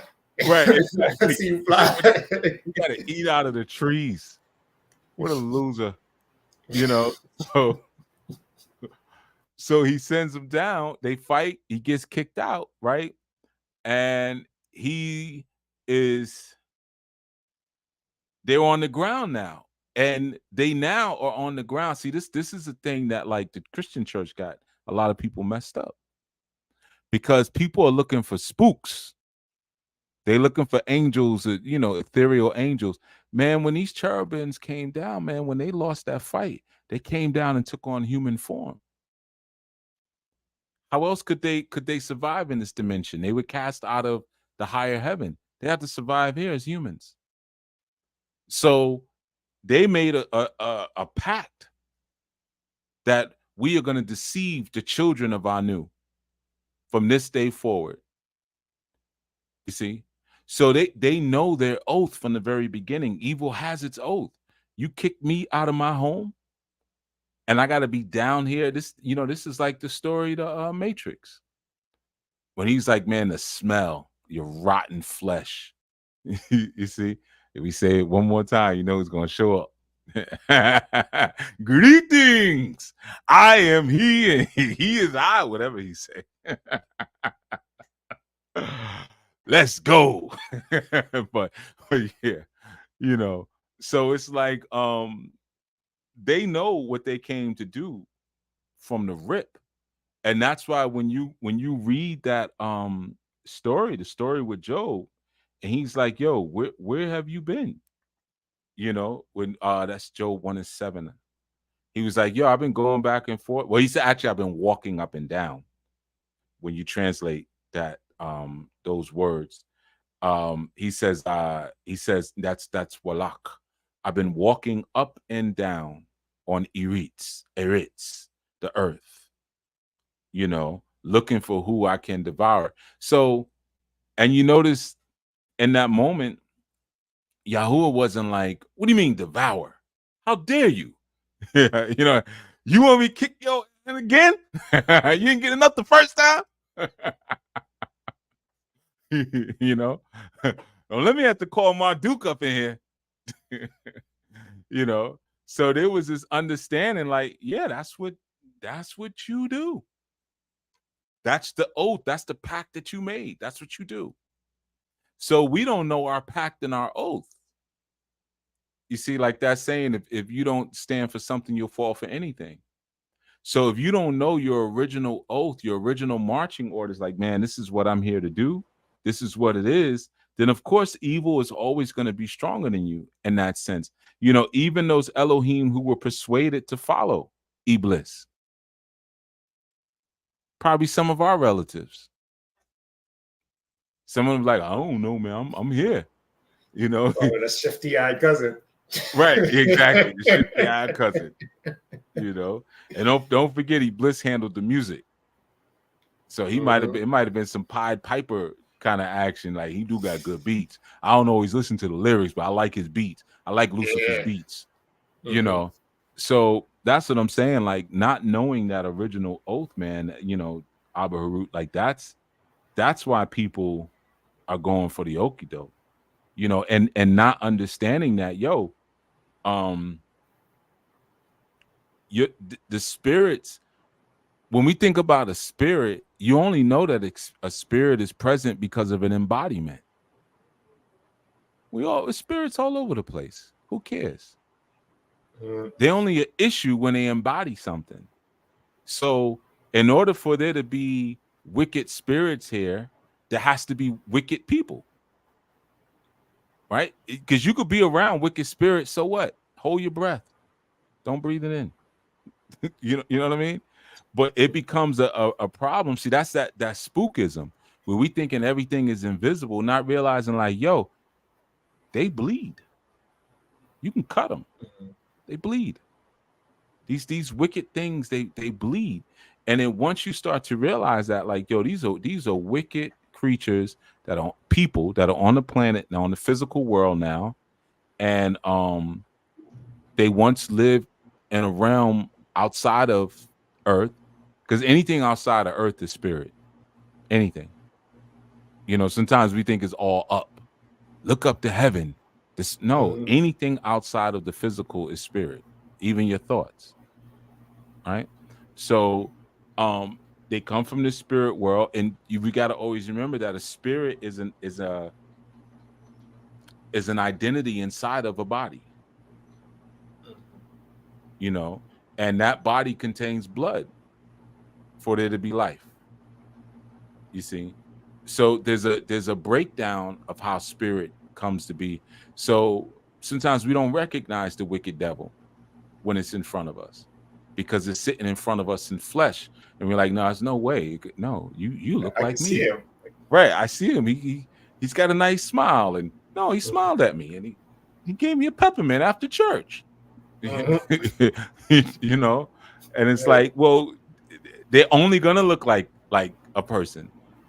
You know what I'm saying? And if you were a spirit and you took an oath to deceive the world, you're going to present yourself in the most attractive way, knowing that that's man's weakness. That makes me think also of well, I thought about this when I was younger, because I would hear the two words and I was like, why are these two words used for different purposes? I mean, why is the same word used for two different purposes? The word medium, because I see the word medium dealing with someone who would like invite a spirit to inhabit them in order to allow them to do or say something. But they also use medium in terms of like just art utensils, like whatever you use to create something, that's a medium. And it's like a vehicle of travel for spirits or thoughts, into the physical plane, whether the medium is something artistic or it's music, or whatever it may be. It's taking a form that can affect the five senses, and it's trying to. It's almost like what's it called, a symbiote from Venom, or something like that. Like it's trying to transfer itself into a more sustainable home. Whatever can sustain itself long enough, and it's not gonna reproduce itself. It'll try to clone itself, but it's gonna just try to infect as much as it could. Right. Even with the piece about being in flesh and blood, me and my old man were talking on the phone, and he had mentioned the story of Peter, when Peter was sprung from prison in Acts 12, and like everybody was home praying, saying, "Yo, like we praying for Peter's release, oh Lord God, please let Peter get out safe." And little do they know, which is interesting because it says the angel came to him, but it spoke to him. It said, "Look, yo, do this, do that, put your clothes on, get out of here." The chains fell off him, and when he got to the gate, the angel was gone. And then we got to the place where everybody was. He was knocking on the door, and one of the younger girls saw him, and she got so excited she didn't even open the door. She just ran back like, "Yo, everybody, Peter's at the gate." It's like, you bugging. "Oh Lord, everybody, please, oh Lord, please hear my prayer." It's like, no, he's really at the gate. Like, yo, you beside yourself. You just chill out. "Yeah, Lord, like I was saying, please let Peter get out." And he was out there for a while, and it wasn't until they saw him physically, it's like, yo, he's really there. But other than that, there's like probably a spirit. It's probably his ghost out there or something like that. And they shrugged off the very thing that they were praying for. But even at the end of that chapter, where Herut, the king who would put him in prison, he was speaking to the people, and he was saying, this isn't the voice of a man you're hearing, but this is the voice of God. And it says, an angel came and smote him. Right? It's like, okay, how y'all know it's an angel? Like, did you see something, or did he just drop dead? How did this entity enact something on the physical plane without a physical body? Right. Or is it just something invisible all the time?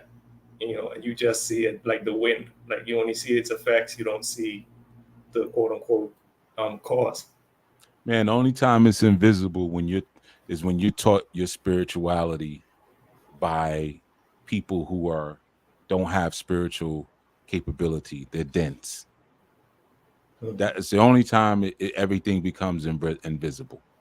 You know what I'm saying? What is a brick gonna teach a glass of water?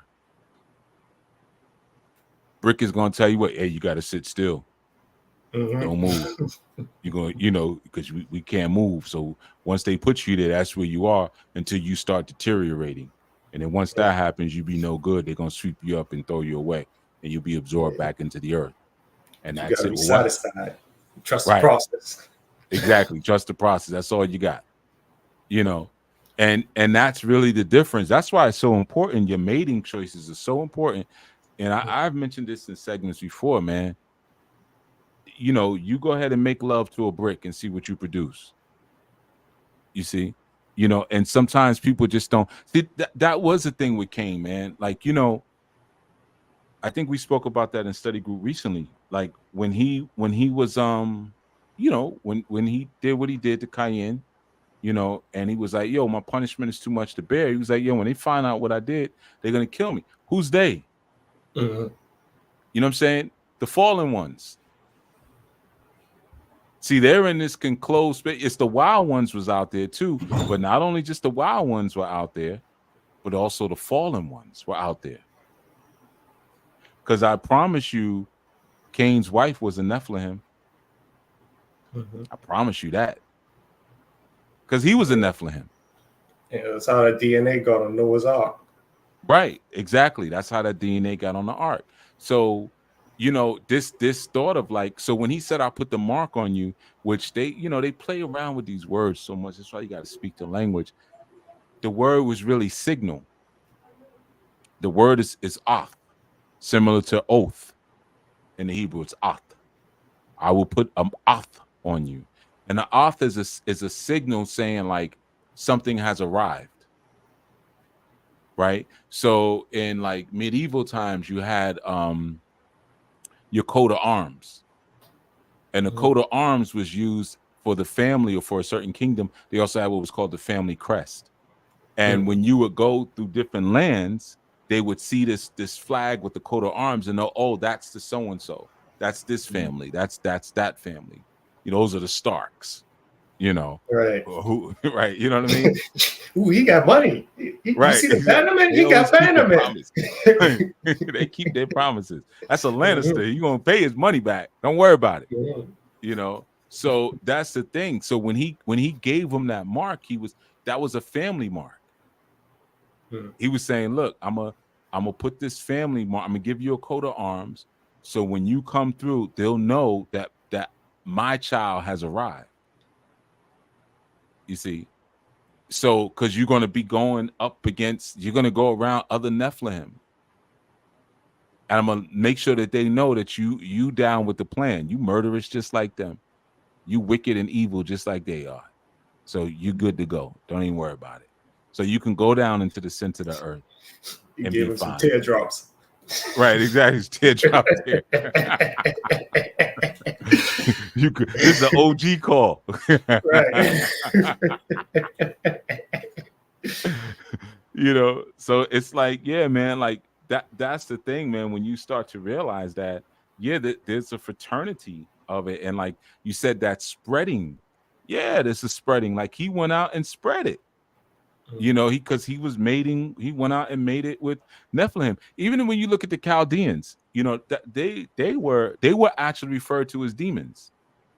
That was the term that was always referred. So you always had that term of Chaldea, light of Chaldea, because for the most part they were considered to be demons. It's similar to how some people may look at you know, the land of, yeah, you know, Amerigo Vespucci.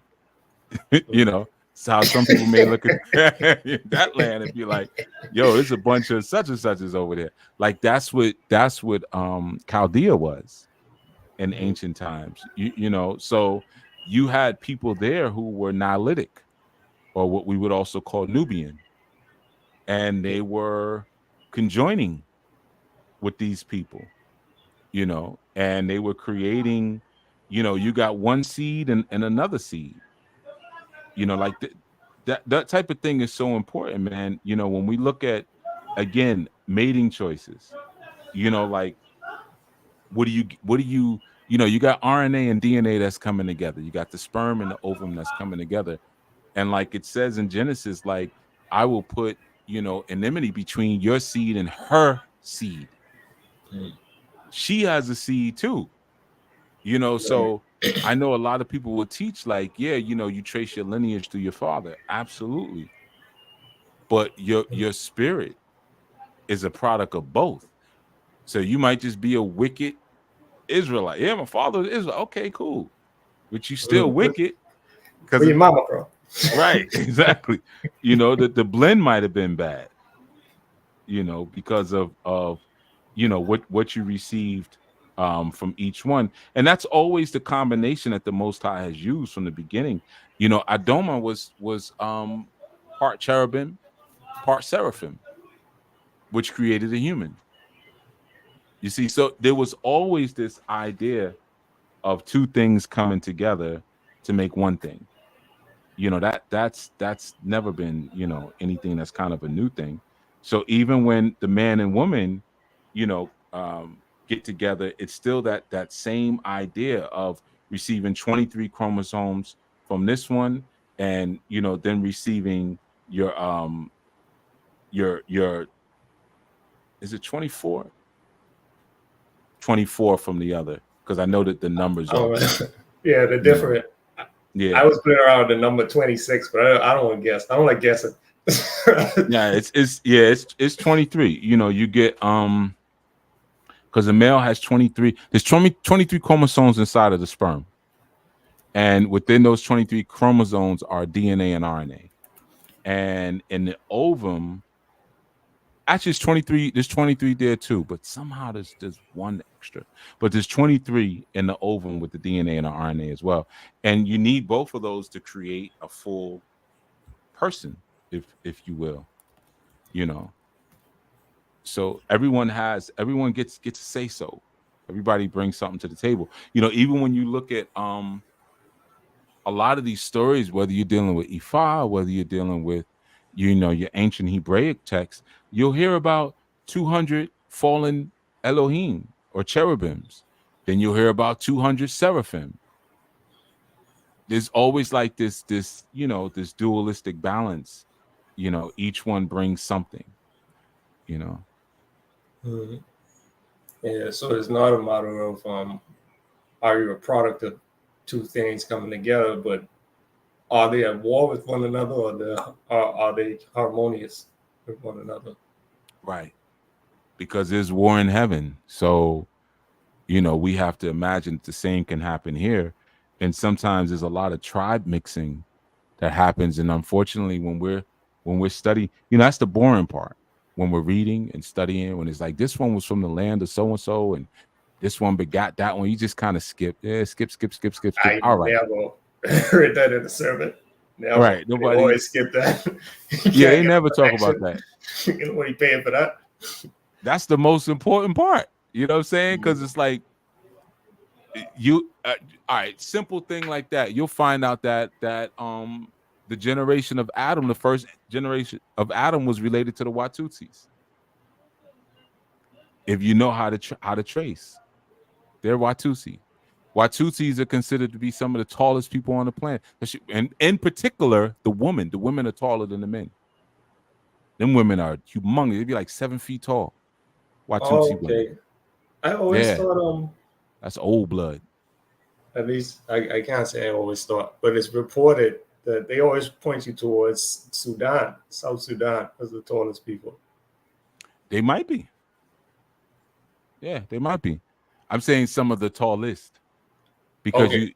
it might be. Yeah. You have that moving around, you know.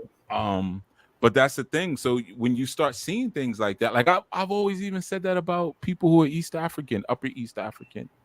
You know, your Somalians, your Eritreans, your Ethiopians. Like, why do they look so different? You know what? They super distinct. You know, now that you do bring it up, I saw They some look like aliens. Yeah, I saw someone being interviewed. I was like, she's Ethiopian. They all look like aliens, man. Especially them Somalian sisters. They don't be having any eyebrows. Like the way that their bodies are. I've been with a lot, so I could talk.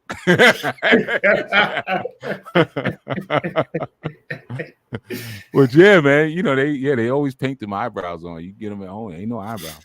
You know, but it's like when you really look at them, it's like you have just what you need. You know, you start to see like they're not super tall, they're not real big and muscular, anything like that. So it's like, yeah, probably before the earth became so insane, this is all we needed right here. You know, we didn't need to be 6 feet tall and like all this crazy bone density and stuff like that. Because you look at Ethiopian men, they got them long head. They look like grays. They look like grays out of Men in Black. They got them long, lanky limbs, and just the shape of their head. They got like those oval shaped heads. You can tell, like, yeah, this is from somewhere else. But these are some of the oldest people on the planet. But the newer people start to create the standard of what a person is supposed to look like. Right. And with a whole bunch of extra stuff. Yeah, like why we got these beards? It ain't that cold. I mean, it's fly. It's fly. Right. We make it fly because we don't want razor bumps. But we'd rather not have. Let's keep it real. I know what the book says, but let's keep it a buck. We don't want these. But it's scratch like, it all day. Yeah, you know what I'm saying? And you person like me, I'm always pulling that. I got holes all in my bed all the time, but so it's like, well, why do we have that? Well, because we needed it for a certain thing, but we don't really need that. So it's interesting, again, when you start to look at some of the development, from first cells going forward, even the animals, people always say, well, how did Noah get all the animals on? You didn't have that many animals back then. Yeah, like, there was no mosquitoes. Science even tells you that mosquitoes are a new invention. Mosquitoes are not ancient. Chickens are not ancient. I mean, there's a lot of animals that exist now that didn't exist in ancient times. Yeah, I would hate to see a 16, 18-foot tall chihuahua. That'd be a nightmare. Well, once the planet shifted, all the dinosaurs died off. Once it was knocked on an angle on its axis, it was all she wrote. You knock it off an angle, man, everything frees over. That's why it's so important when you pissed off, don't go home. You destroy the whole house. When you pissed off, sit in your car in the driveway or sit on the stoop or just walk. just walk until you're better. Text your lady and say, yeah, just leave my food in I'll heat it up. Right. It's funny how that's typically the remedy that's given by people who've been through that. It's like, right. Just walk it off, man. Just walk it off. Yeah, man. Because everything is kept in balance by the gravitational pull of the sun. So if the sun is off 1 degree, you'll send an ice age throughout your entire house. You'll kill everything. So we can't do stuff like that. The earth goes through all sorts of seasons. You be having a period tracker on your phone. What is it? Full moon? You don't have a full moon. Right, yeah. She early. Yeah. I'm chilling by my brother today. Yeah. Don't right, exactly. I'm helping him. You ain't helping him. Yeah, I can't leave. I wish I could. No, I'm not hungry. I'm not hungry. Right. Because she can go through all sorts of seasons. This is all right. Everybody be all right. But the man, you got to keep it steady. You got to keep it steady. Yeah, man. We got a lot of activity going on in the chat. Abba Herut, you quiet back there. You good? No, I'm just, listening to Chief, and he's like, we talking about periods. It's like, yeah, I have walked many. Matter of fact, walk can save other people's life and my life. I'm like, yes, let me go walking. So, yes. That might be the tribe you from. Oh, okay. Yeah, certain tribes. I'm like that too. I walk a lot. I love walking. But yeah, me too. I like walking like food, man. It's just something about it. But all the prophets walked. You ain't got one prophet in any system that did not walk all over the freaking place. Because walking is meditative. You can't even be angry and walk. You ever try to be angry and walk? Yeah, it don't work. It doesn't work. It works for like. It doesn't work. It kills it. It smothers it. It's like a pillow. Like, keep that. You got to make a choice. Either I'm gonna stand here and be angry, or I'm gonna walk. Well, I can't do both. Walking has a way, because it's like tap dancing. Mhm. When you're tap dancing, so that's why tap is such a sacred art, man. And unfortunately, you don't see a lot of young people do it, but tapping is waking up the earth. It's tapping into the spine of the earth. Them brothers, man, back in the day, brothers and sisters, man. Yeah, sisters who were stomping, back in the days, man. They brought forth a lot of the awareness and the consciousness that we have today, because they were waking up the consciousness of the earth through that tap dance. You see, that's a sacred art. So when you're walking, it's a form of doing that. That's why walking barefoot is so important. We have so many things that keep us from tapping on the earth. Hmm. A lot of times you walking in pork because your sneakers are made out of pig skin. So you walking in pork on top of foam. Sneaking up behind everybody. It makes more noise than you. I can't. It's foam.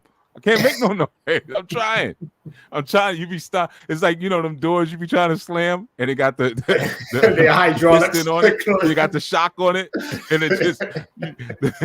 That's how our feet be on the earth. Like, man, I can't hear nothing up there.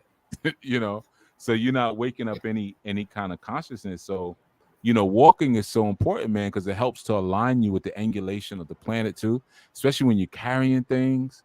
Because carrying is stuff, book bags especially, are so important for your core, but you have to adjust yourself in a way so that you are tilted. We think we walking flat and straight. We're not. We always tilted. That's why I always talk about the genius and the beauty of Hamitic women who carry things on their heads. Imagine being in such balance with the planet that you can put 40, 50 pounds on your head, spread out wide, and walk along roads that ain't even smooth, along dirt roads with a with baby strapped sandals to your on, back. with a baby on your right, with a baby on your back, and a top of your head full of fruit and all kind of stuff that you selling, and got to put down on the ground every 5 minutes. And then but the beauty of the culture is brothers walking by and sisters, you say, hey, can you help me? They'll help you put it back on your head. You keep walking because everybody's in balance at that level. That's the thing, man. When we start looking at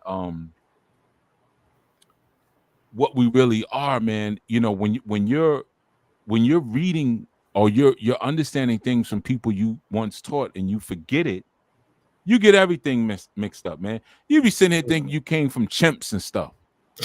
You know what I'm saying? Stupid stuff like that.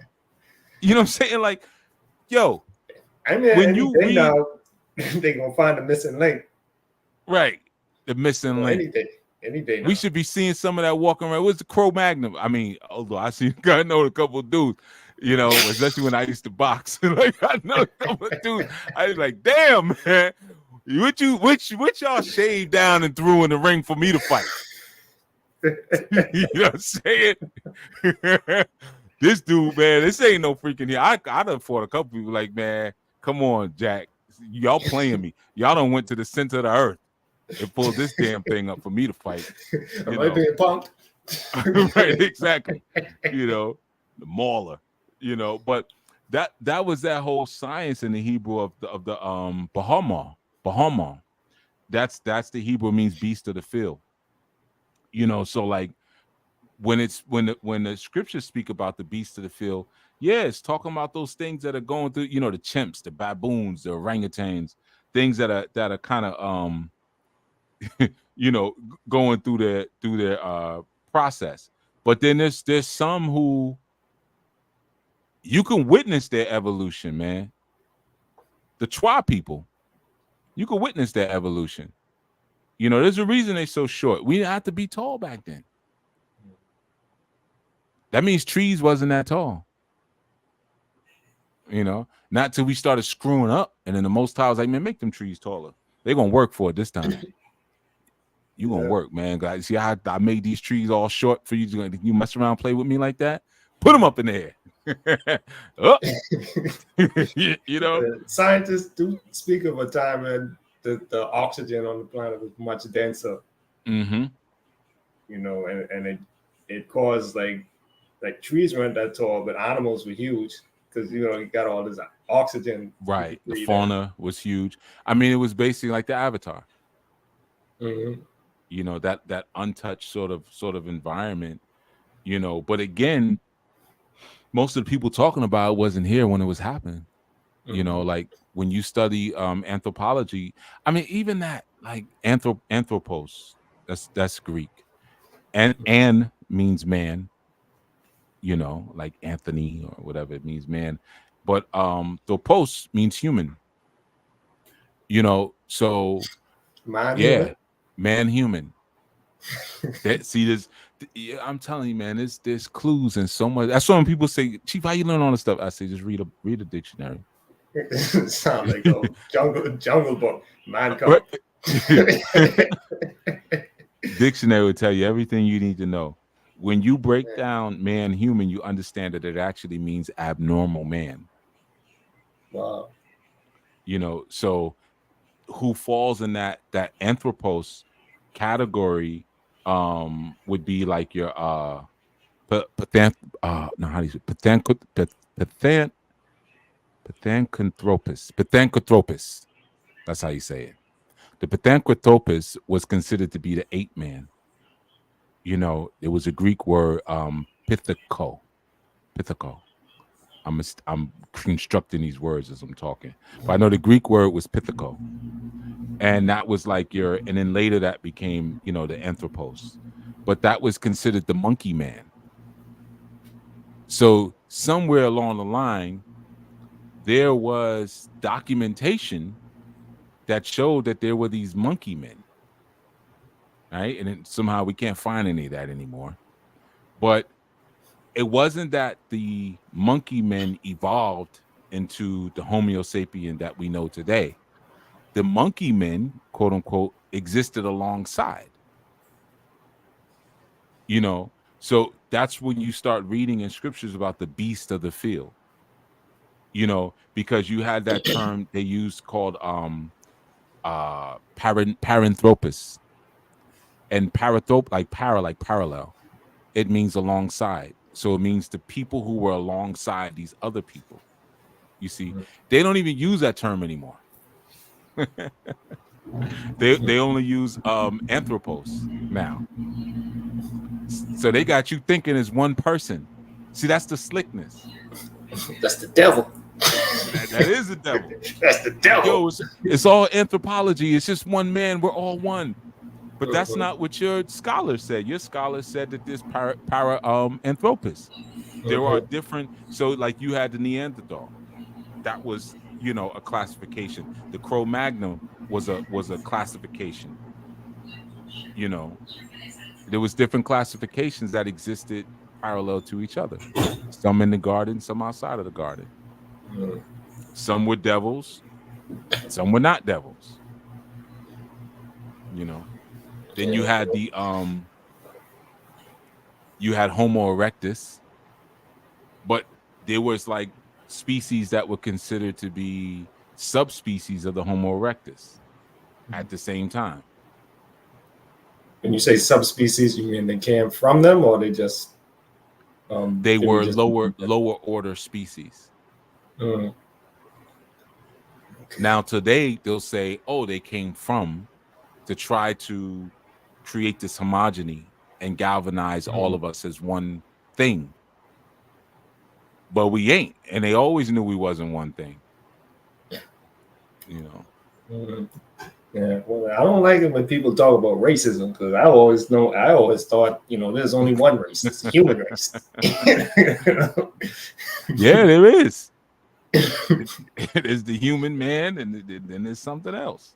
Like, yeah, sure. I mean, you gotta, even when you look at like, tribes, right? Like, there's so many today, but at one point there weren't so many, right? There was only a few. So what happened with, with that level of diversification? It was said at one point there was only 13 tribes on the earth. And there were, out of the three, the Watusi and the Pygmy were some of the original tribes that were on the planet, from the beginning. So speaking like in relation to time, could it be said that diversification is like inevitable? Like you can't help it. Things are just gonna diversify and spread out. And No, okay, no, that's a cycle. We're no longer in that cycle. And we have some serious signs that show us we're not in that cycle that people probably don't want to hear. But I'm gonna say what one of those signs are: transgenderism. mm-hmm. And I'm not green lighting it, or anything like that.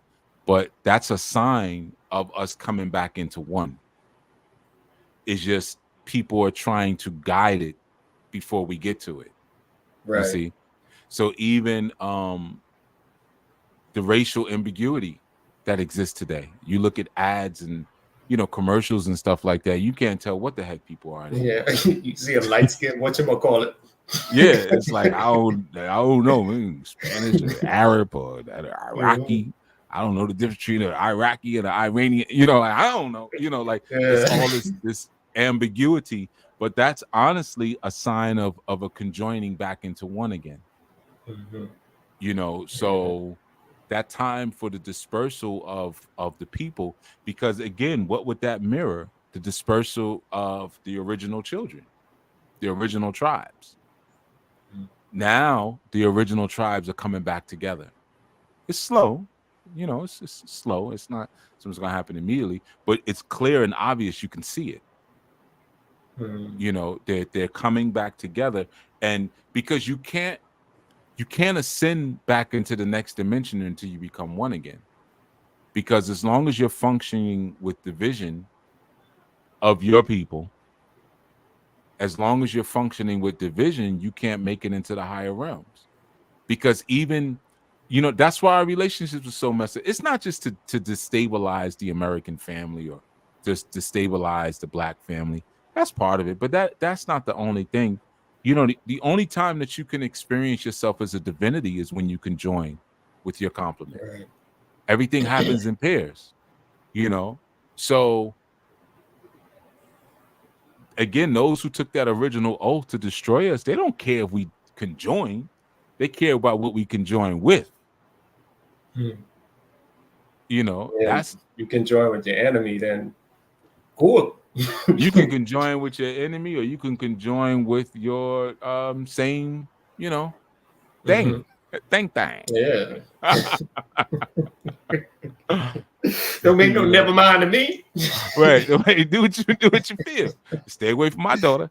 But that's the thing. But when those bodily forms start to come together in the right way, you start to realize, man, we're Ethereans. And when you can join with the right one in the right way, you can literally feel it. That's why when you start to study the deeper aspects of like Kama Sutra and all of these different sexual alchemy arts, not to say that Kama Sutra is a sexual alchemy art, because it's not. That's just the smallest part of it, but people know of it, that way, Tantra and things like that. There's so much of polarity reversal, and some of that I'm with, some of it I ain't with, because I'm not laying on my back and missionary, and I ain't, nah, man. You know what I'm saying? Nah, or bending over and pulling stuff behind me, and nah. Bend over what? Right. Put your own thing in your own buns. Come on, man. I don't want big meat in the buns. So, I'm a throw it over my Nubian. shoulder. Right, exactly. Throw it over my shoulder. I'll even put it down my pants leg and up the other side of the pants leg. Make a loop with it. You know what I mean? But I ain't putting big meat in the buns, man. Come on. I'm a Nubian, not a new bun. New bunny. But anyway, but you know what I'm saying? But there's a lot of polarity reversal, because there's this concept of like, well, once we get together, we're one anyway. So gender disappears, which is true. Right. Once you're conjoined again with the right thing, with the right mindset, you kind of, it's like in the Ari song, brown skin. I don't know where mine begins and yours ends. Mine ends and yours begin. Whatever. I don't know, right? But it's that same kind of concept. It's that conjoining into one thing where now we take on this new bodily form, and once we take on this new bodily form, now our pineal glands produce a different sort of melanin. It produces a different kind of melanin that creates a different sort of power. And that's that, you know, man, if you could, and I'm not trying to, you know, be vulgar or anything like that, but if you could film, right, he's like, we used to you being, but I'm just saying, you know, but if you could film yourself with the right equipment, and during the act, you would literally see your skin color change with the right person. You would literally see your skin color change. I mean, I know I've had experiences where I saw colors change. You know, colors kind of disappear for a minute. Things go gray, you know, or I've lost hearing, you know, where it's because you're in a different sort of space. You go into the land of the supreme beings. Again, and I'm not saying it's when it's right, because sometimes it's just, you know, something to do. You know, my plane. I got a little tired of bird. I got a long layover. Right. So let me just, you know, do something real quick.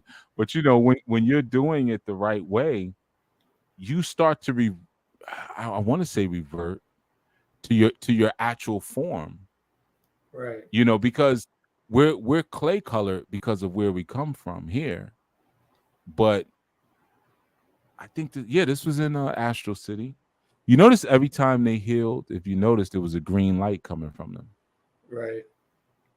That's the real color of supreme beings. It's that green tone. You combine in the right way with the right person through the right conditions with the right kind of camera equipment, because it sure ain't nothing we got. I bet you would see your skin taking on a greenish hue. That's why when you look at the Osiris or Ser, he was called the green skin deity. You see, because there was a time when people were those kind of colors, purple, greens, yellows, you know, just like you got different color plants, you got different color people, you know. But the further you get away from that unification, you know, the more base the color becomes. Sure, we pride ourselves in our beautiful skin tone, but it ain't nothing like seeing by somebody who be purple. Yep. You see, or Black. green, right? You know, you see it if you look at certain Hindu literature. You know, you'll see Krishna and even Buddha, different colors and things like that. But that's your color. That's your color.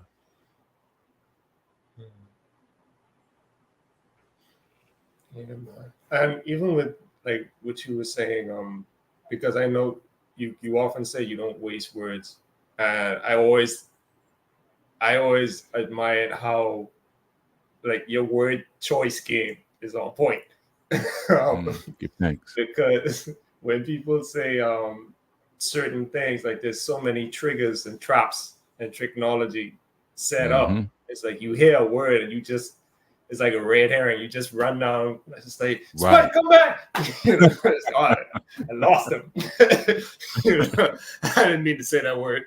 You know, that's it. Conversation is over. It could have led to something like a breakthrough moment, but instead they just went down on a tangent because they heard a word and they got triggered. Right. Like how you said, you almost revert.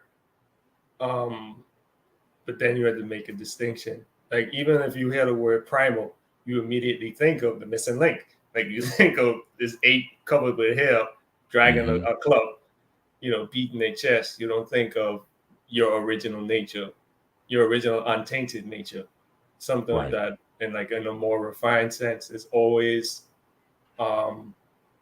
this is something that can be violent and destructive and quote unquote unrefined or uncivilized, you know, so we don't want that. We don't want primalness. We want civilization, you know, so we don't want that freedom that we painted and depicted in such a, it's like a caricature, basically. It's almost, is I put it in the same category as blackface. Yeah. Like they just misrepresentation of what you truly are. there's a misrepresentation, but then there's also a re-representation of what you should never want to be. You know, when I was a child, we had this cartoon called Captain Caveman. Oh And man, Captain Caveman, you know, and he had a club, you know, and he would hit people and things with his club, even the Flintstones. Unga bunga. You know, that's what he used to say. Unga right, bunga. Unga, right, and he would fly, you know, and things like that. And it's like that ain't got nothing to do with me. Nothing, you know. And I remember my mother used to. This is like a phrase. Really, she would just say this whenever she was pissed off at somebody on the job. But then she would, you know, I'd have to hear it while I was watching cartoons.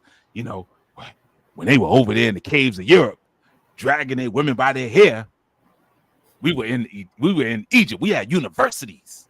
We were doing open eye search, you know. But I grew up hearing this like all the time. You know what I'm saying? Like,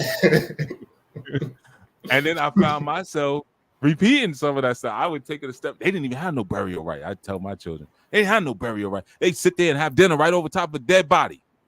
You know, we were over there flying. We had flying machines, you know, like, you know, because the traditions got to go on, because I'd be pissed off if somebody at my job, you know. So, but that's the thing. It's like, you know, getting us to identify with something that has nothing to do with me. That has nothing to do with me, Captain Caveman. You know what I'm saying? We had no Shaka Zulu cartoon. Right. You know what I'm saying? And when there was some sort of, like, again, I'm old enough to remember mother, I was about to say something else. I got a little relaxed there for a second. It's late night. It's late night. I got a little relaxed. I didn't say it though. Charlton Heston playing Moses. You know what I'm saying? Elizabeth Taylor playing Cleopatra. You know what I'm saying? I'm old enough to remember those movies. And that was a great movie. The 10 Commandments. Oh my goodness. That was a great. I watched them. I wasn't into the Bible back then, but that was a good movie. You know, but of course they always gonna get we get Medea. Here, take this. You know what I'm saying? You know, but trying to get me to identify with something. You know, I remember as a child, man, being at a relative's house and staring. She thought I loved this. She had this copper, I think it was copper. It was a Jesus on a cross thing. It was a wooden cross, and then like a metal Jesus. It looked like it was copper or brass. I used to sit there staring at it all the time. She's like, he loved that. He loved that Jesus. He be having his own conversation with that. What I used to do, I would stare at it, and I would try to make myself cry. I remember this distinctly because I didn't give a crap. And I remember being around her and like all this emotion, some of my, you know, that side of the family. And I would look at this thing and try to feel some sympathy for this guy. And I'd be like, all right, let me try to feel what they're feeling. And I would just stare at it and be like, nope, nothing. I got nothing. I don't feel anything like this. I don't care. You know, he died for your. Nah, I don't think so. I'm not feeling it. And I swear, I thought, like, what's wrong with me? Like, why everybody else? So, you know, so I would just stare at this thing and stare at it and like try to picture the story and the thorns and like, nah, not feeling it. You know what I'm saying? Now, you know, reading the autobiography of Malcolm X, or, you know, reading about Dr. Martin Luther King's murder or Medgar Evans, like that. Yeah, that used to piss me off. You know, like I would feel something there. But this dude, he was shredded. First of all, I was like, yo, his BMI must have been crazy. He was shredded. You know, I'm like, damn, man, he had like no stomach. Man. You know what I'm saying? His arms were strong. I'm like, yo, and then you to hold yourself up like that. I'm like, yo, dude, yeah, man. Like, that's the only thing I could come up with, man. Yeah, that's the only thing. Like, dude was definitely on a high protein, low fat diet. But outside of that, I couldn't feel anything else. You know? Yeah. So a lot of times trying to get us to identify with stuff that just is not us, that's a part of the trick or tricks of the evil ones, you know, whether you're trying to get us to identify with fallen Elohim as being our leaders somehow, or our heads, or you're trying to get us to identify with a story that is a devil's story. It's not even my story. You know, and there were just descendants of these devils that existed before the devil that you taught me. You told me about somebody in a red suit. Yeah. You know what I'm saying? Like, come on, man. Like that. What are you talking about? What are we talking about here? This is kind of silly. Why would he have tights on? It's hot. You know what I'm saying? Like, it's his whole fit don't even make no sense. Like, you know, so He wasn't shredded. no, it's devils white, are never shredded. They're always like either real flabby. skinny or they got that gut. Yeah, he looked doughy. Yeah, always. They never hook the devils up. I'm trying to think in any movies that they have a good devil. They made George Burns. Was George Burns? Y'all wouldn't remember. Or Abba, you remember George Burns? Yeah. He was the devil. He played the devil.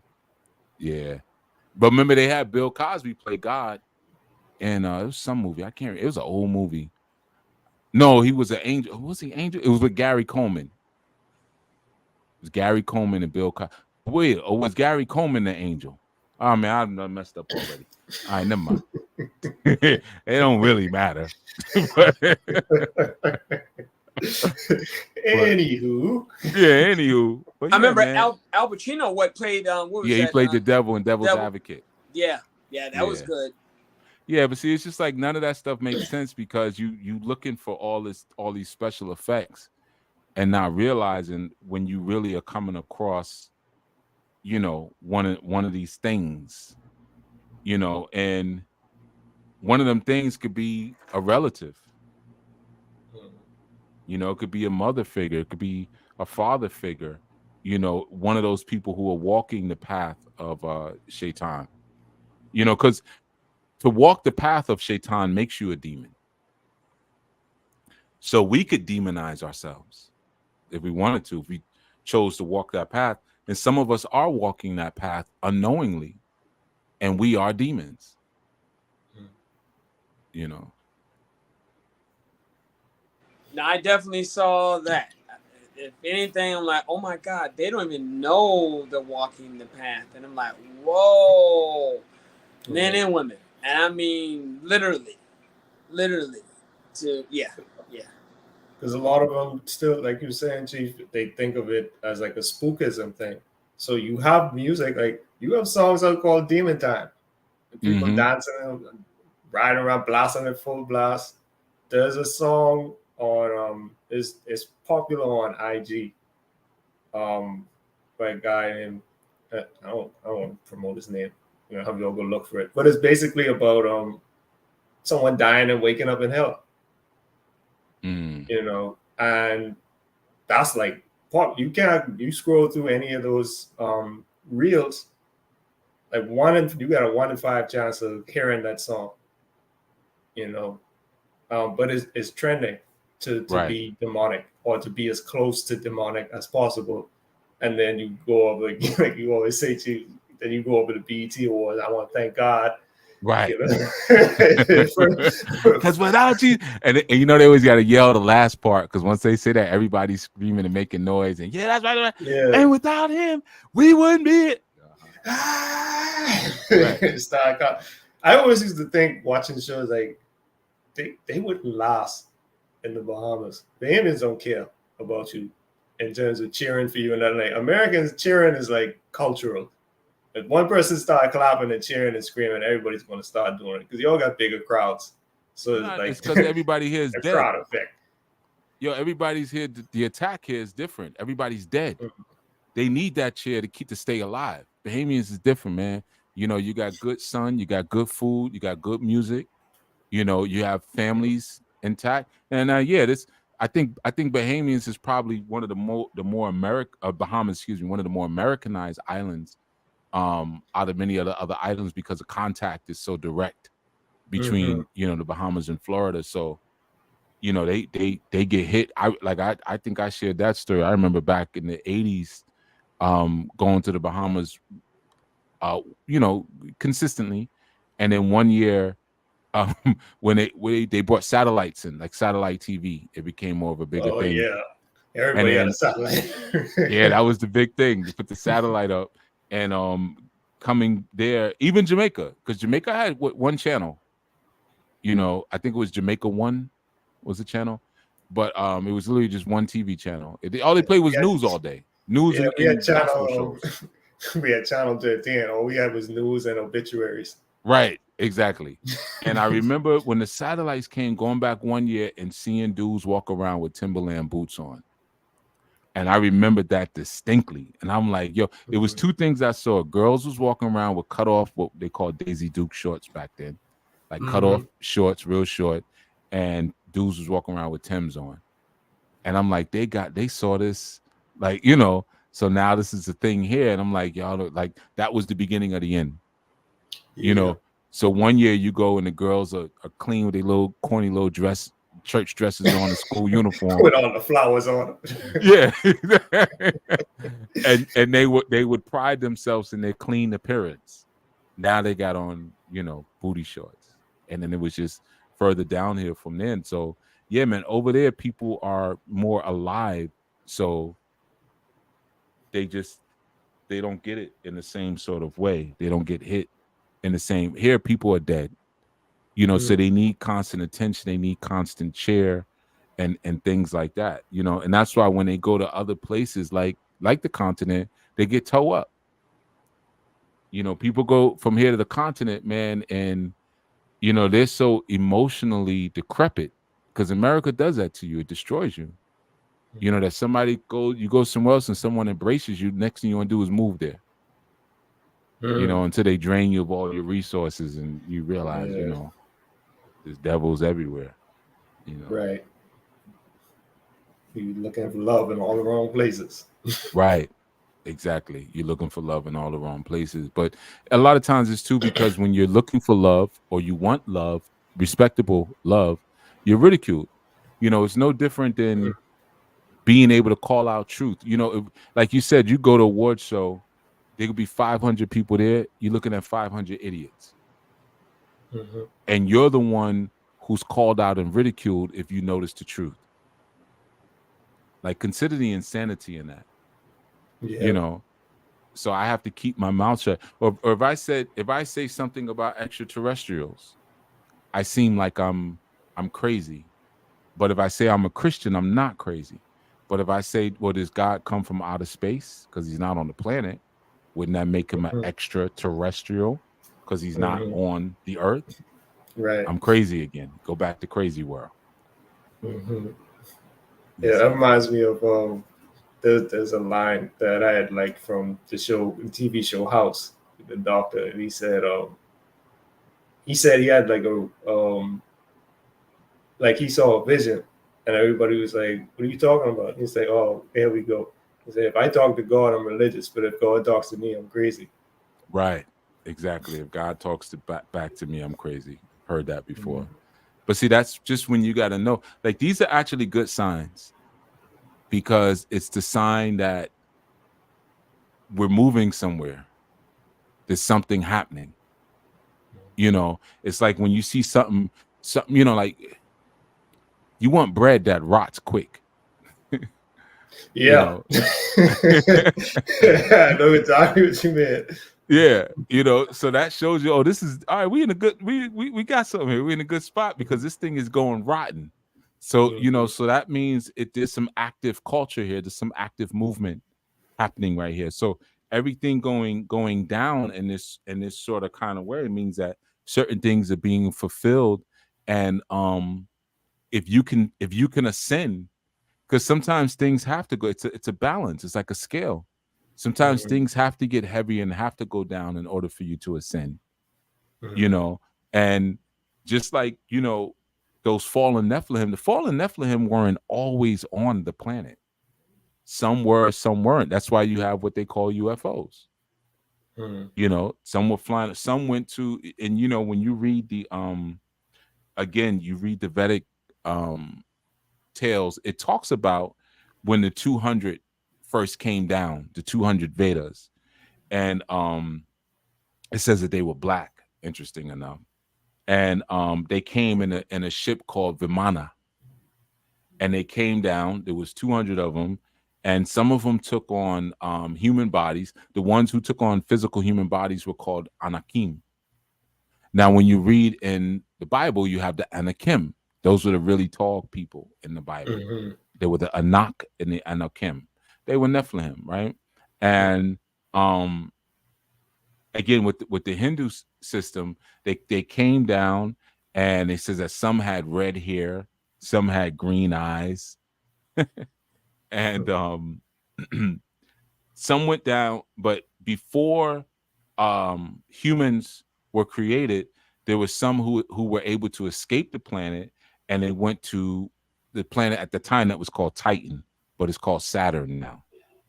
And they were able to go to Saturn. And then some stayed, and then some kind of came back and forth in shuttles, and those became your extraterrestrials. Now, this is in someone's spiritual book.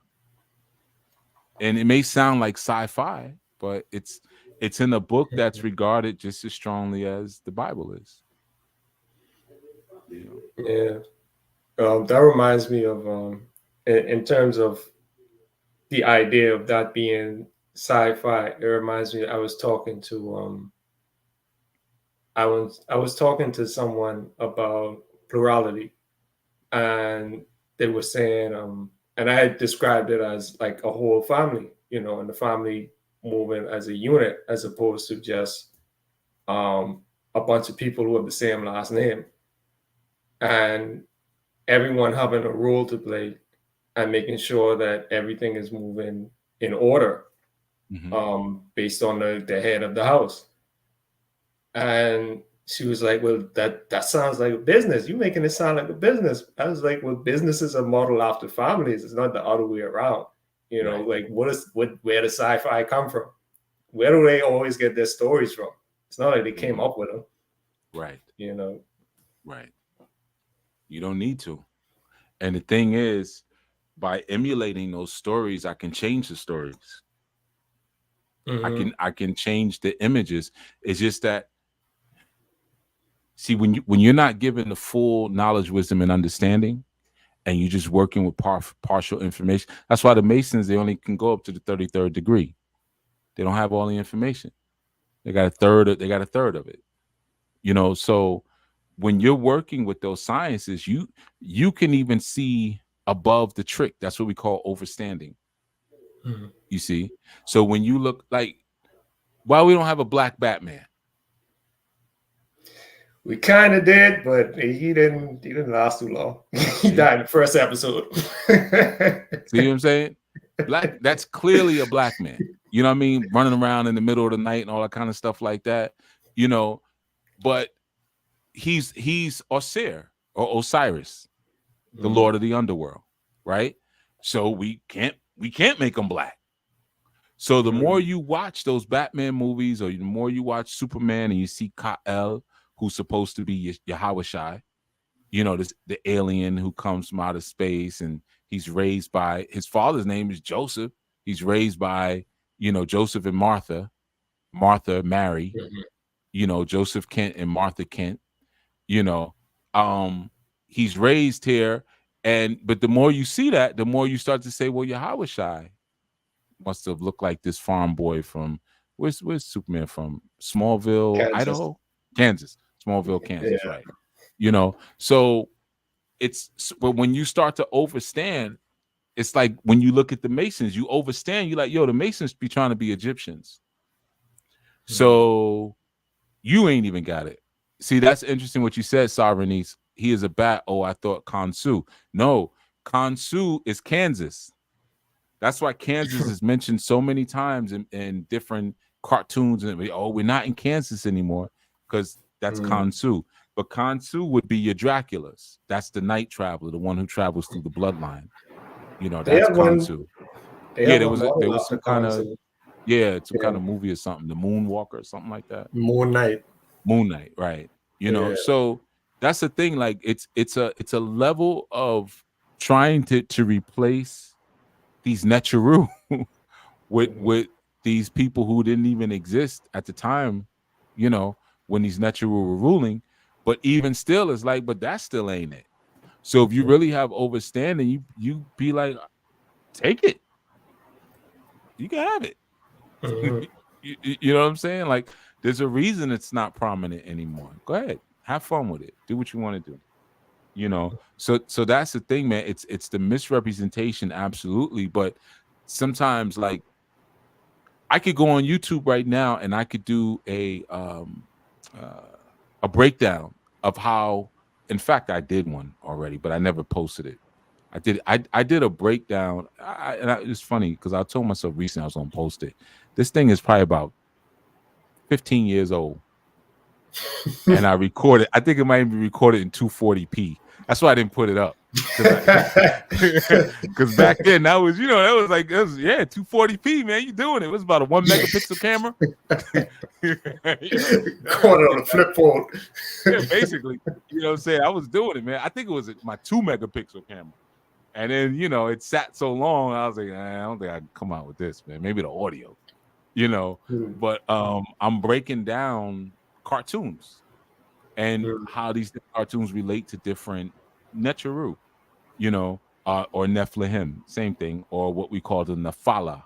The Nephala, that's the root in the Hebrew. Nephala means to be cast down or to fail.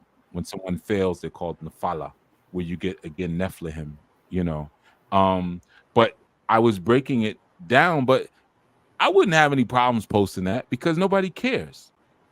Like, yeah, be distracted with that. In that I was speaking about the Gibbarim. The Gibbarim those are the mighty ones, the strong ones. Then you have the Anakim. Anakim means long neck, the long-necked ones. You have the Rephaim, those are the giants. You have the Imim, the terrible ones, and you have the Zamzumim. And the Zamzumin are the ones who are full. They're full, or they have abundance, or they're also considered to be prominent, the prominent beast. These are terms you probably never even heard. They're all in scripture. They're all Hebrew terms. But I broke down and I showed the TV and cartoon correlations. I just never put it out. Just never did it. But nobody would give me a problem if I did that. Nobody would give me a problem. But if I start, probably remove one of those YouTube strikes. Yeah, exactly. Like, now you're back to where now we're talking. Okay. Yeah, now we'll give you back all those followers we took off. Take that glass ceiling off your channels. Right, exactly. You can get more than 2,000. I know on IG I'm stuck at 2,139. Like a year and a half now. 2,139. It go up and always comes down to 2,139. But you're not supposed to prosper in those spaces. That's fine.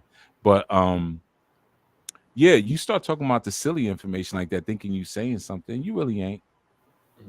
But if you start really speaking about the true nature of, like I said the other day, Yahweh, when I was in the study group with y'all, you really think Yahweh is down for you.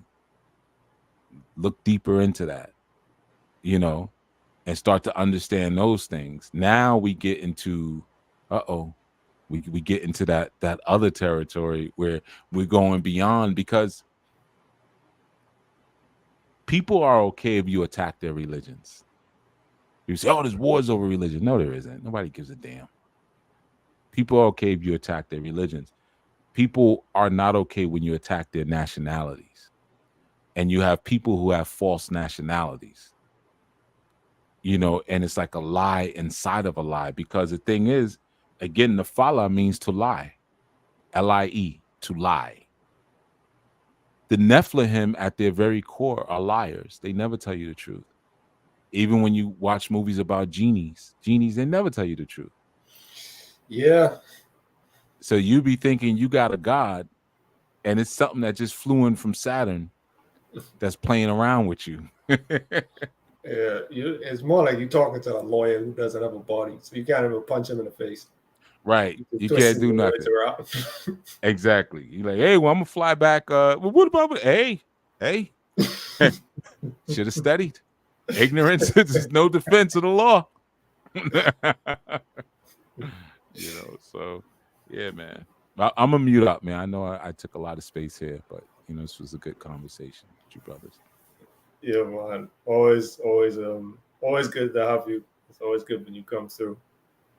Our root, you got um, anything you wanted to share? No, I saw Abba Jason. He put it in the chat earlier because I know the chat's been very busy since we've been talking.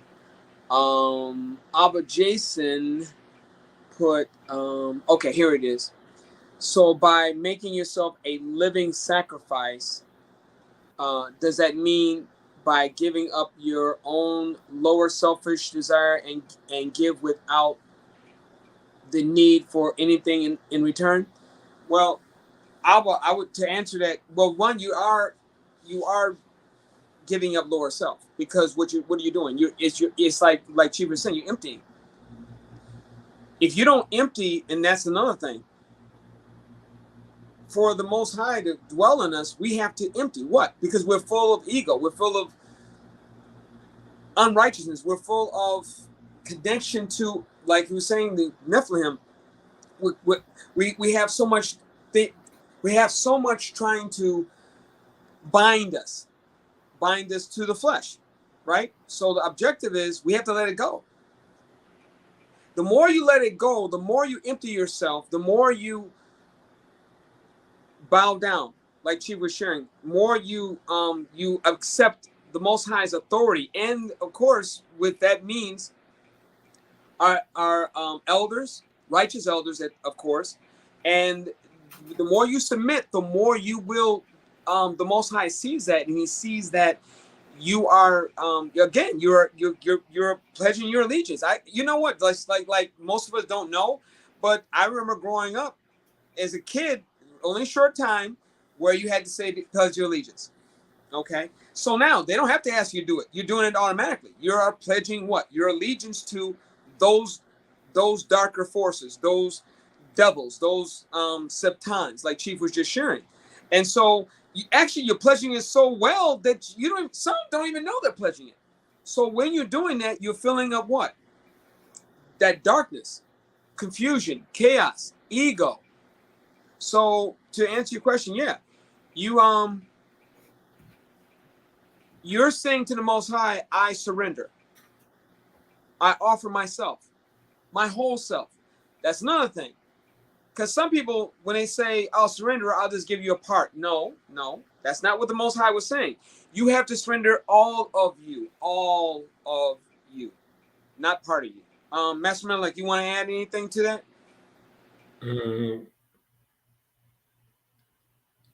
When you say give without the need for anything in return, or even giving up your own lower selfish desires, what do you mean by that? What would you consider to be your lower desires and your higher desires, or even giving without the need for anything in return? What are you giving? Because sometimes you may offer up something that you may think is amazing, and it may not be worth anything.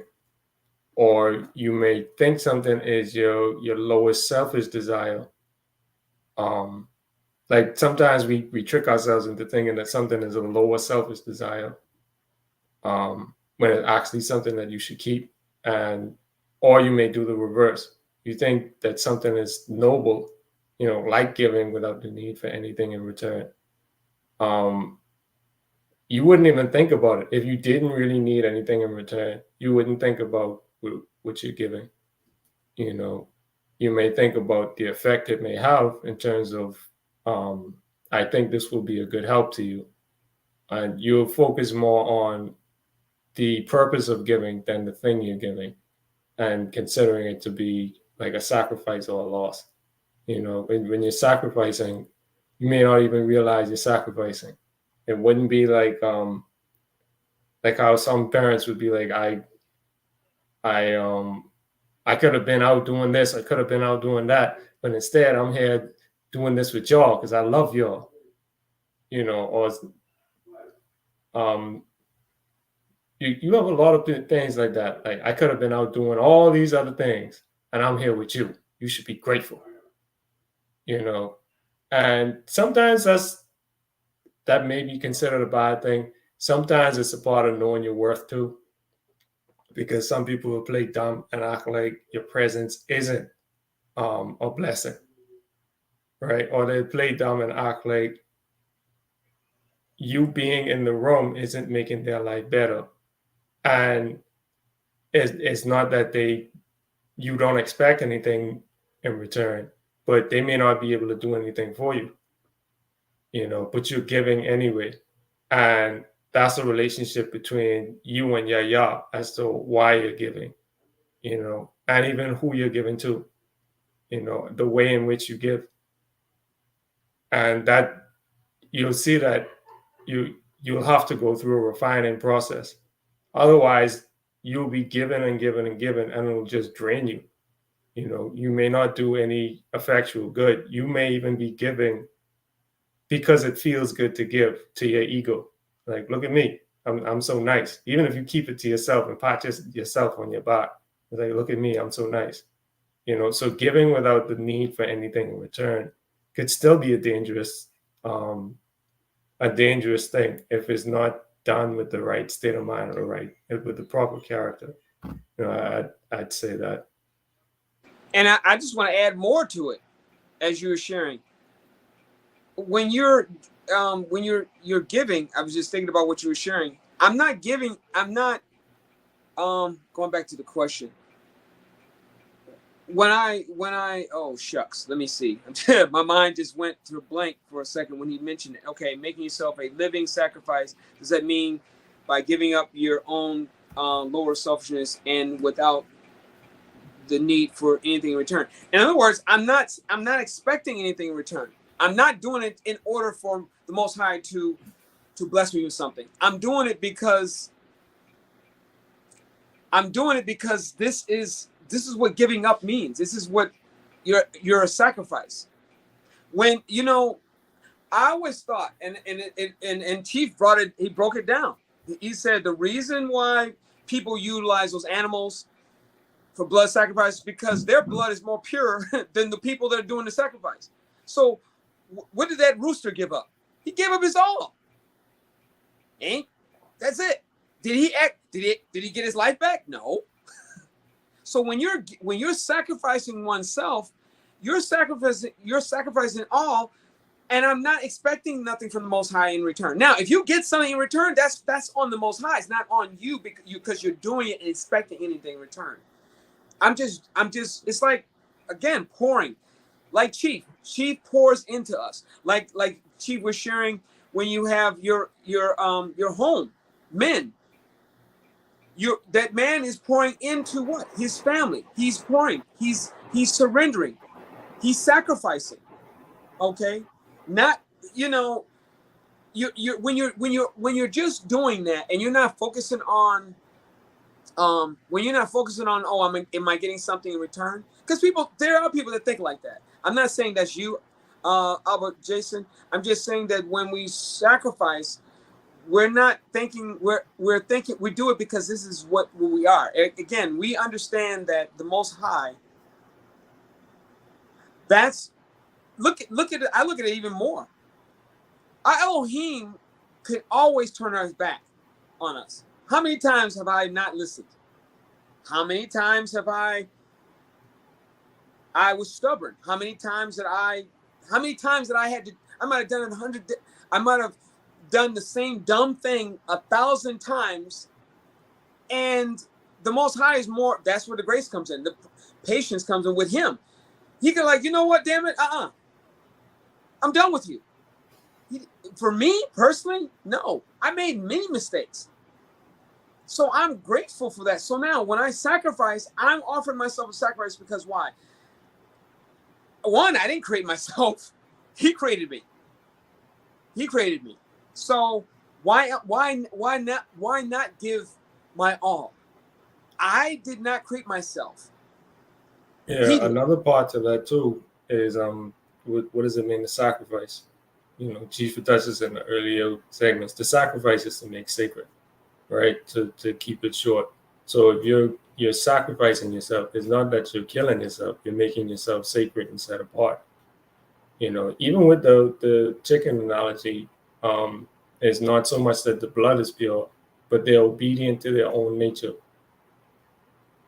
They're obedient to their nature. So to set yourself apart is what you would want to focus on, and to make yourself sacred.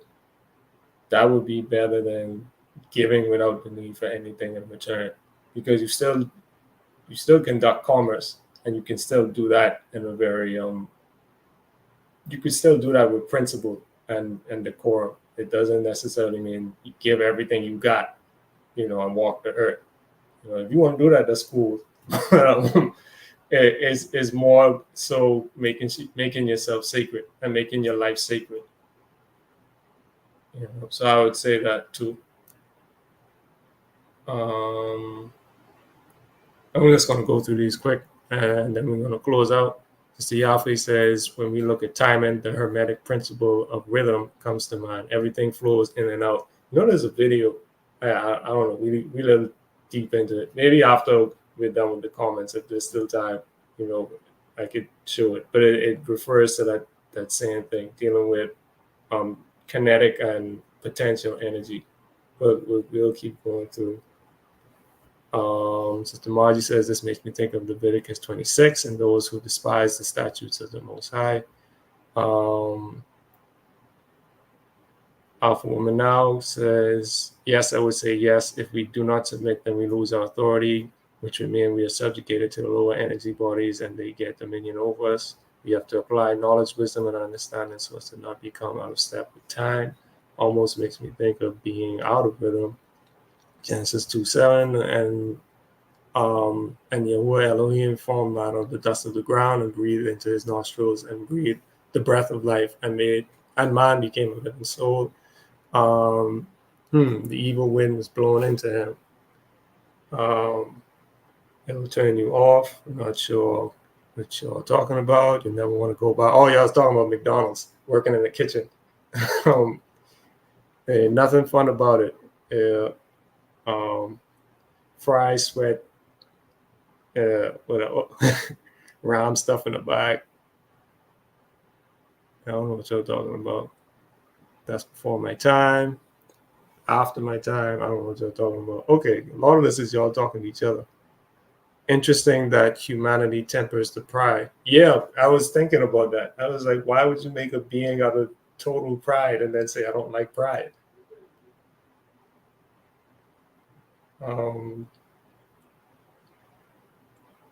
Mr. Margie says we weren't supposed to get tips either, but somehow it's going. I don't know what you're talking about. Sticky fingers. The whisperer is another word for Shaitan. Their whole family.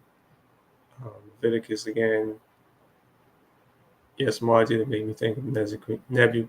That is how Nebuchadnezzar was able to come in and decimate Jerusalem. That disobedience starts in thought, so Yah can't be close to them because Yah isn't even a thought. So then one would lean on an idol or give in. I'm not sure what I was referring to. I think about having spiritual authority. When you come from under that covenant, then you see how weak you really are. Without that humility and obedience, you will be decimated. Yeah, that's true.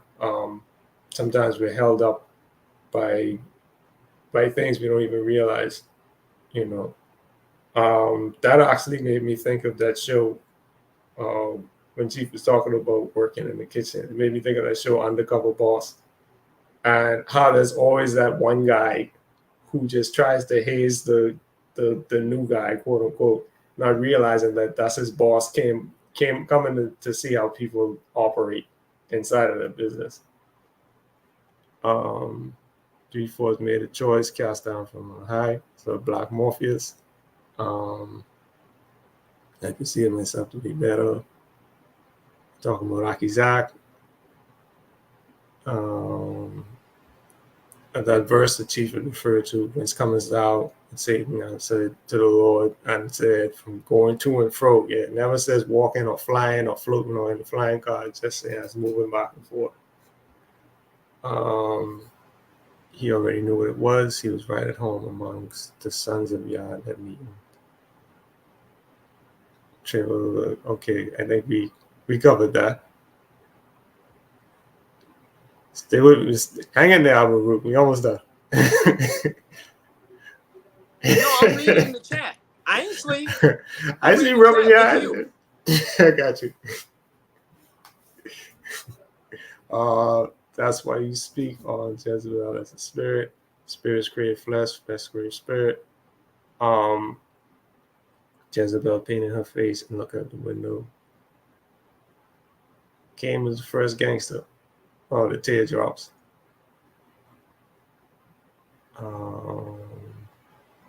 This goes back to the ALGM flooding out the first experiment. Deuteronomy 7:1-4 speaks of the combining of the chosen Israel with a Gentile, producing bastards. Lost track of time. Walking is the best. Angry walking and stomping. And he put the earth on the tilt after the flood, talking about the Sumerian tales. 12 people, yeah, they short. That would be cool to see different colors, different color people. I have seen purple people. They look otherworldly. Someone is in Jamaica with a bubble jacket right now. St. Thomas in the 90s, and the guys had in heavy, dark cross color and Timbs. I was so confused. Like, hey guys, it's burning hot here, right? Yeah, they even had 8-ball jackets. It was strange, but it made me realize, oh, you have BET. Yeah, BET was channel 24 for us. 200 Vedas, is that like 200 cherubim? Made stronger by the sun, right?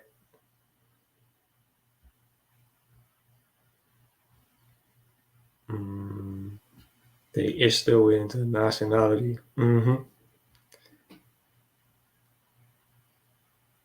Okay, Aki Jason, brother Jason, responding, he said, yeah, Master Menyelek, that was a perfect reference to the parent thing. Give thanks, Abba. Thank you, brother. Yeah, man. So we're gonna close out. Yeah, the extra treat form. Yeah, we gotta let them see that. We gotta let them see that. Okay, so we're closing out the space. Give thanks to everyone coming through. Give thanks to you, Chief Yuya, for coming through to fill the space while I was having my technological crisis. And showing up in general. You know what I mean? You always show up. You always make sure that everyone is they have what they need to do what they need to do. So give thanks for that. We are closing out. I'm just looking for.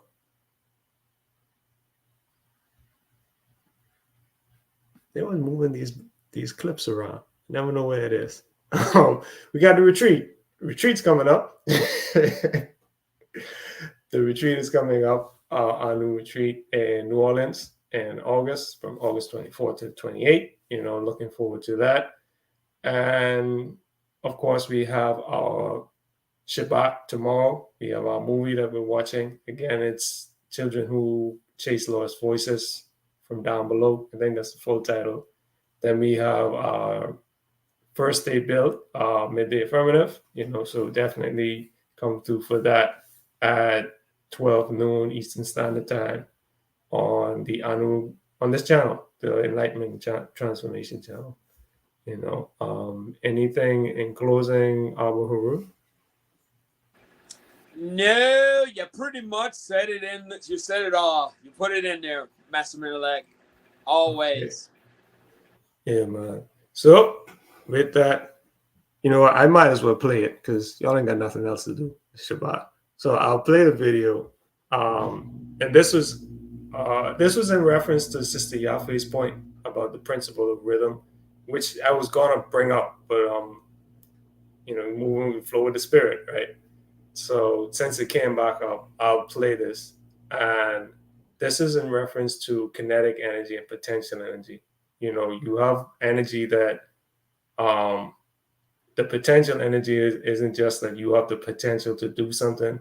It's you're in a position to where if something happens, then a series of events will take place. So if I have a mic, I have the potential to drop it, because it's in a position where I know the gravity is real and I can just drop it, right? And the same thing goes for time. You're in a position to where you have the potential to do something, and you can choose to do it or you can choose to not do it. Whether the thing is considered to be good or bad is very subjective, but there's a lot of potential things going on, and there are a lot of things that are already in motion, which are kinetic. And these things go according to natural laws. So I'll just play the clip on the way out. But Shabbat Shalom, everyone. I have here a pendulum. I have an object that weighs 15 kilograms and I can lift it up 1 meter, which I have done now. That means I've done work. MGH is the work I have done, believe me. I've increased the potential energy of this object. 15 times 10 is about 150 joules. If I let it fall, then that will be converted to kinetic energy. If I would let it swing from 1 meter height, and you would be there and it would hit you, you'd be dead. 150 joules is enough to kill you. They use these devices, they're called a wrecker ball. They use them to demolish buildings. You lift up a very heavy object, even heavier than this, and then you let it go, you swing it, thereby converting gravitational potential energy into kinetic energy, and that way you can demolish a building. You just let it hit, and it breaks a building. And that's the whole idea of wrecking. So you are using then the conversion of gravitational potential energy to kinetic energy. Now, I am such a strong believer of the conservation of mechanical energy that I am willing to put my life on the line. If I release that bob from a certain height, then that bob can never come back to a point where the height is any larger. If I release it from this height and it swings, then when it reaches here, it could not be higher. There is a conversion from gravitational potential energy to kinetic energy back to gravitational potential energy, and it will come to a stop here. And when it swings back, it should not be able to reach any higher, provided that I do not give this object an initial speed when I stand here. I trust the conservation of mechanical energy for 100%. I may not trust myself. I'm going to release this object, and I hope I will be able to do it at 0 speed, so that when it comes back, it may touch my chin, but it may not crush my chin. I want you to be extremely quiet, because this is no joke.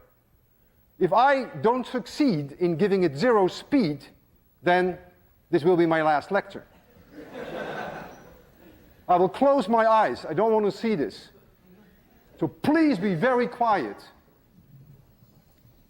I almost didn't sleep all night. 3, 2, 1, 0.